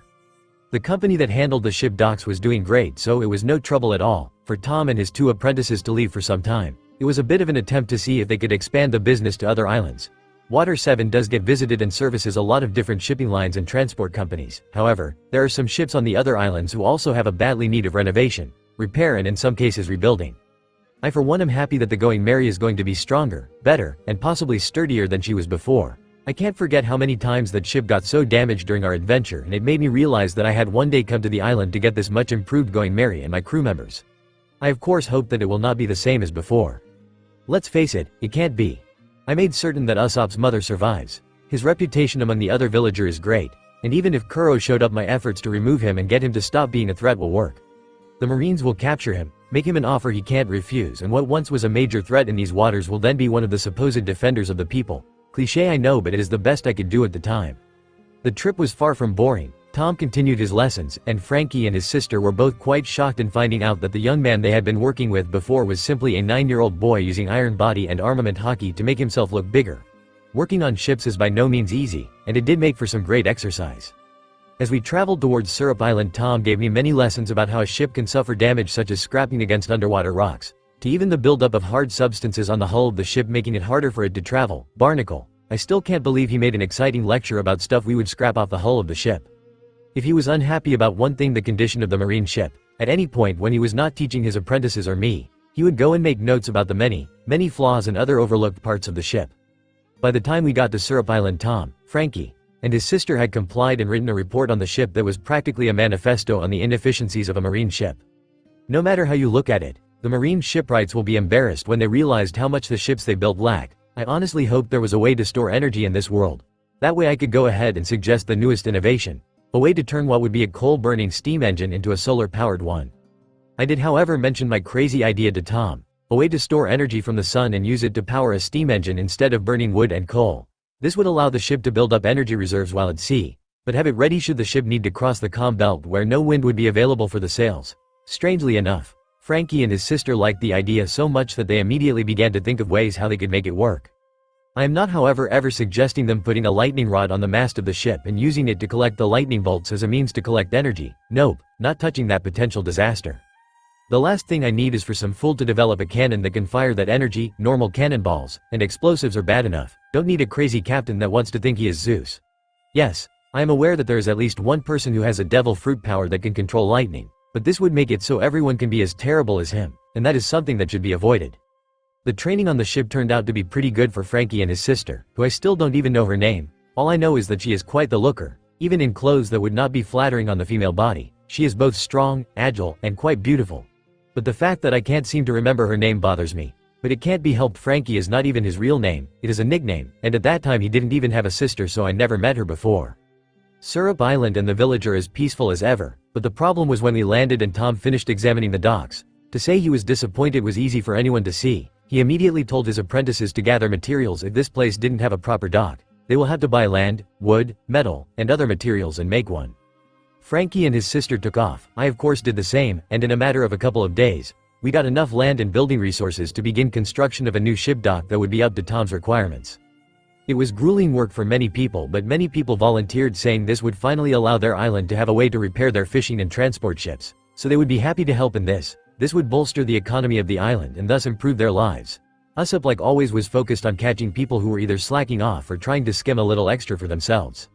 Even if this would help everyone on the island, there are always people who only look out for their own benefit. As the weekend was approaching, the dock was finally completed, and it was quite the sight indeed. The Going Merry was going to be the first ship that they will start working on. It should be ready by the time I return to Syrup Island after my initial training is complete, and Grandpa can go back to being bored by the constant orders of the Marines. On the upside, he can go right back to doing this paperwork with sloppy handwriting and eating donuts. But then again, someone else is doing the paperwork and he is just eating the donuts, but it really is not a problem. The fact is that Tom will get quite a bit of work on this island, and having him here means that every merchant ship, transport ship, and travel ship in these seas are about to get major upgrades, which also means the difficulty for pirates just increased. These pirate ships better improve or they will more than likely not be able to keep going. Easy way to get rid of the deadweight, and will also provide me with plenty of good choices for ships and captains I can recruit to the armada. Little did they know that I secretly fed a devil fruit to the Going Merry before they even started to do any of the repairs and upgrades. It was one that I kept in my inventory for this special occasion. It was one of the Hito Hito no Mi series, Valkyrie model Roswise. People think I have gone insane sometimes when I am talking to myself, but in reality, I am talking with the spirit of the Going Merry. And I told her that there is nothing to worry about. The upgrades will make her stronger than ever before, and with the materials they use on them, she will grow by leaps and bounds. The only sad part is that the fruit will only fully activate when her current body is completely destroyed, but not to worry, I don't plan to destroy her to simply fully activate her devil fruit power. I am not that heartless. That is when I heard someone make a comment about that coming from someone who ripped off her mast and used it to impale a whale. I know exactly who this person was. It seems Zoro finally decided to connect to me using his mental powers. So Zoro, where are you and what exactly are you doing? I swear I heard Zoro laughing and simply saying, on the island where my master is living. I'll be leaving soon to start hunting a few bounties. Can't wait to see you in 3 years on the island with the idiot captain that made a statue to his own glory. You know, the idiot with the axe in his arm. Just focus on your training, and so will I. Can't wait to see you again, Straw Hat, and happy 14th birthday. Thanks, Hector, or should I say Zoro. As I clearly felt him closing the communication channel, I screamed inside my mind to call me either Luffy or Hero, but don't call me Straw Hat, cause only ours do that. Not that he cares or anything, it is just that he probably thinks he should treat me as a stranger, since technically this will be the first time we will meet. I wonder what his sister is doing. As for me, I have been training with Grandpa, but for some reason, I am not getting any stronger. When I look at my status and see my stats, I see a question mark on the bar that showed progress on each of them, like I reached a stat cap and something needs to happen before I can continue to raise my stats again. So since I am not getting any stronger, I decided to focus on mastering skills and learning anything I could for the next few years. It will not be long before I go on my adventure. And let's face it, seeing how my sister is, I am glad that I completing the trials Nana's brother gave me, cause I get the feeling I will be fishing my sister out of a large pool of water more often than not. The wolf that I defeated during my last trial somehow became enamored with me enough that she is not willing to leave my side, and somehow took a human form. Her name was Hollow, and finally, I got my reign. As time went by and my skills began to grow, Shanks came to the island less and less. The Sea King who lives in the ocean near our island became a rather good buddy of mine, and thanks to me completing all of the trials, I got pretty good at swimming underwater. We both sometimes do races against each other for fun, and sometimes he helps me with catching something for dinner like a tuna. Why would I need the help of my Sea King buddy to fish a tuna, you ask? Simple, the fish in question may be served in small pieces at the local fish market and at restaurants, but believe me when I say the tuna we got from the oceans nearby is the size of a small house. Which explains how many fish recipes I ended up learning while I kept on studying and doing basic exercises to keep my stats up. The fact is that I didn't even notice when before I knew it my 17th birthday was coming up soon, or should I say our birthday, since we are twins after all. I will not lie, I was hoping Grandpa would splurge and buy me at least a small fishing boat so that I could begin my adventures, but nope. He said that I had to go alone and gather my crew, and once I did I could come back to the island to pick up my sister. The food was great, the party was fun, but much like any other celebration it was time to call it quits when it was over, and sure enough, it was the same dinky little rowboat as before. At least they gave me a little more supplies, so that was nice of them. As soon as I was far enough from the shoreline I decided that if she was going to be on this little trip she better pull her own weight. Sis, I know you are in that sack with the supplies, I can hear you eating those apples, so instead of stuffing yourself like an animal, come out here and give me a hand with this oars. Rowing is no fun when I am the only one doing it. Luna finally came from hiding and began to row the boat right next to me. Which actually turned into a sort of contest between the two of us as we tried to see who can row not only the fastest but the longest. It was quite entertaining, as we saw a ship with a pirate flag with a skull and heart on it. I knew of course who these people were, but my sister decided to get involved thinking this was a group of pirates attacking that cruise ship nearby. The cannon fire told me they only fired warning shots, which by many pirate standards was either common courtesy or rather friendly of them to do. I decided to jump from the rowboat and land right next to a boy wearing glasses who is scared and speechless. I knew, of course, this was Kobe. To think the wimp near me would one day be a highly respected marine officer would seem like a pipe dream to some of these pirates. Alright, Alvida, what the hell is going on here? You can't tell me you are attacking that ship because you think they have anything worthwhile. So come on, what is the real issue? She looked at me and scowled as she was holding her iron mace ready to try and defend herself should I decide to attack. Is that you, Luffy? I can hardly recognize you. You changed quite a bit since I last saw you. It is impressive how much more ripped you are now. Alright, the reason why I am really attacking is that I want to scare the crap out of the idiots who own that cruise ship. I wanted to take a vacation, you know, and I wanted to buy passage on that very same ship. I hear they offer some of the best food anyone ever tasted. She immediately became angry as she said, but those bastards told me their ship could not have me as a passenger because I would fall right through the decks of the ship and sink it. One even said that their ship is not a whaling ship. So I want revenge on the people who own that stupid ship. I understood completely they judged her on her appearance and discriminated against her for unreasonable reasons. I mean, she is standing on a ship with weaker decks than the cruise ship, and she is just fine. I looked at her and told her I understand that quite easily, but trying to scare the passengers was not good. They did nothing to her, and they shouldn't be made to suffer for something they didn't even do. And even more so, this could be resolved with words. Agree to parley and discuss your differences. We are pirates, not barbarians. Alvida finally calmed down and realized that there had to be better ways to solve these disputes, and I was happy that I maxed out my negotiation skill. But as I said this, she decided to focus on something else. She wanted to see how strong I was and see if I had improved since we last met. I know I told her about armament and observation Haki, and I wanted to see how much she improved on her own. So we decided to spar without holding back, and I could feel a little bit of armament Haki being used when she stroked me with the mace, but also observation Haki when she evaded one of my gum pistol attacks. For some reason, I considered this much improvement without anyone to train her on her own to be quite impressive. That is when I sent my arms back to ready my gum bazooka, and actually, this was just to show her that she still has much room to improve. But as I got my attack ready, Luna decided to come on board and ask me what the hell was I doing in a ship full of unknown pirates, and to make matters worse she asked who the ugly old fat lady was. I really hated when Luna did stupid crap like this. The fight went from friendly spar to Alvida wanting to use that mace to crack my sister's skull in half, so I had no alternative but to aim for the island where I knew the devil fruit she ate in the past, and as she was ready to attack I let her have my gum bazooka and caused her to be sent flying unknown to her crew to the island where the slip fruit was. Luna finally came from hiding and began to row the boat right next to me, which actually turned into a sort of contest between the two of us as we tried to see who can row not only the fastest but the longest. It was quite entertaining, as we saw a ship with a pirate flag with a skull and heart on it. I knew of course who these people were, but my sister decided to get involved thinking this was a group of pirates attacking that cruise ship nearby. The cannon fire told me they only fired warning shots, which by many pirate standards was either common courtesy or rather friendly of them to do. I decided to jump from the rowboat and land right next to a boy wearing glasses who is scared and speechless. I knew, of course, this was Kobe. To think the wimp near me would one day be a highly respected marine officer would seem like a pipe dream to some of these pirates. Alright, Alvida, what the hell is going on here? You can't tell me you are attacking that ship because you think they have anything worthwhile. So come on, what is the real issue? She looked at me and scowled as she was holding her iron mace ready to try and defend herself should I decide to attack. Is that you, Luffy? I can hardly recognize you. You changed quite a bit since I last saw how much more ripped you are now. Alright, the reason why I am really attacking is that I want to scare the crap out of the idiots who own that cruise ship. I wanted to take a vacation, you know, and I wanted to buy passage on that very same ship. I hear they offer some of the best food anyone ever tasted. She immediately became angry as she said, but those bastards told me their ship could not have me as a passenger because I would fall right through the decks of the ship and sink it. One even said that their ship is not a whaling ship. So I want revenge on the people who own that stupid ship. I understood completely they judged her on her appearance and discriminated against her for unreasonable reasons. I mean, she is standing on a ship with weaker decks than the cruise ship, and she is just fine. I looked at her and told her I understand that quite easily, but trying to scare the passengers was not good. They did nothing to her, and they shouldn't be made to suffer for something they didn't even do. And even more so, this could be resolved with words. Agree to parley and discuss your differences. We are pirates, not barbarians. Alvida finally calmed down and realized that there had to be better ways to solve these disputes, and I was happy that I maxed out my negotiation skill. But as I said this, she decided to focus on something else. She wanted to see how strong I was and see if I had improved since we last met.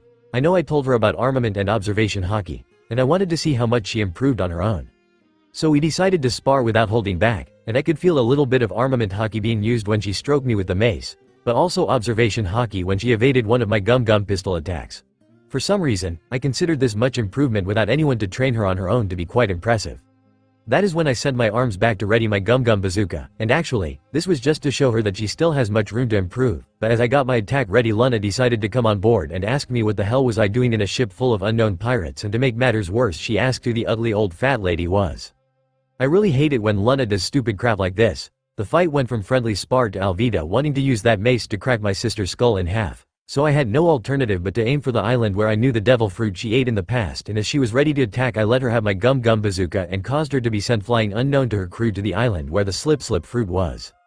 I jumped to where my sister was as I took her back to our rowboat, and looked at her. There really was no need for you to be so rude, Luna. That lady is my friend. She is actually a lot nicer once you get to know her. And yes, she is overweight, but she is actually not that old. In fact, soon she will lose that weight, and I expect that you will apologize for your rude comment. Luna looked at me and she seemed a little surprised about what I told her and a little happy that I saved her from getting hurt by the woman whom she insulted out of a misunderstanding. Look, Luffy, how the hell am I supposed to know the fat chick was your friend? And she is older than us at the very least.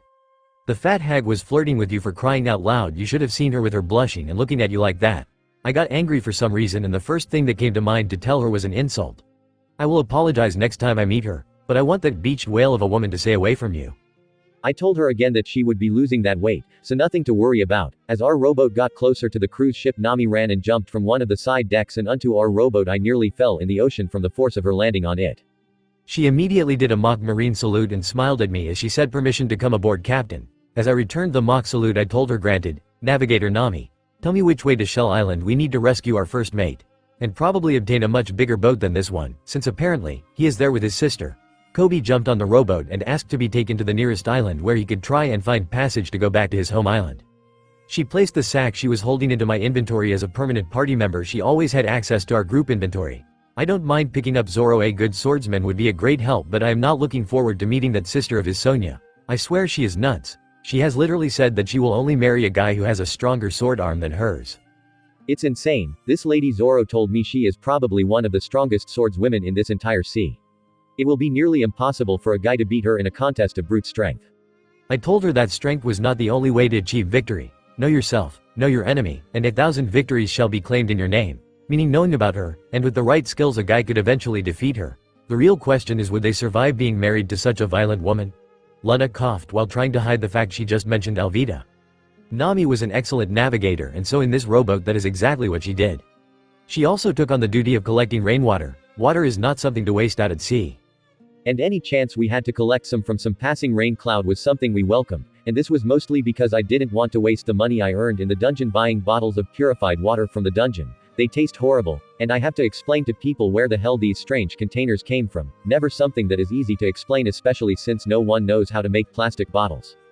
They made a great time thanks to Nami directing them to the island, and by the time they arrived the boat was looking a little worse for wear. So I decided to put the rest of the supplies inside my own inventory space and decided to walk towards the nearest eatery that I could find. If anyone in town would like to talk, it was either here or a bar.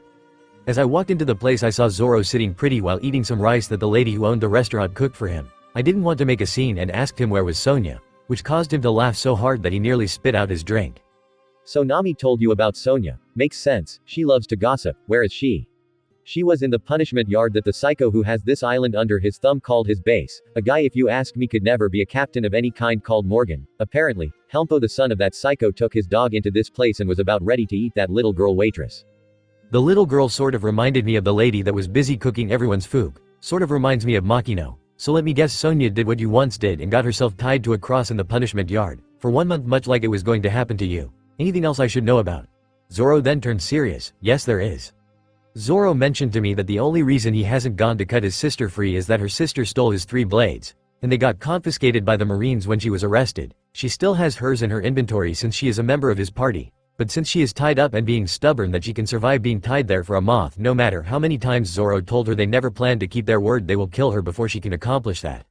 Look, Luffy, so I am not happy that my most prized possessions got stolen, but she is my twin. So I've been going over there feeding her some of the rice balls that little girl makes as she practices her cooking. But that ungrateful sister tells me the rice ball is too sweet, that they should use salt instead, and tells me to leave before I too get tied to a cross and chances tea right in front of hers. And she didn't want to stare at my ugly mug for the better part of half a month. I asked Zoro why does she not like him, That seems strange, and that was when Zoro mentioned that ever since they were kids they had a rivalry as to see who was strongest.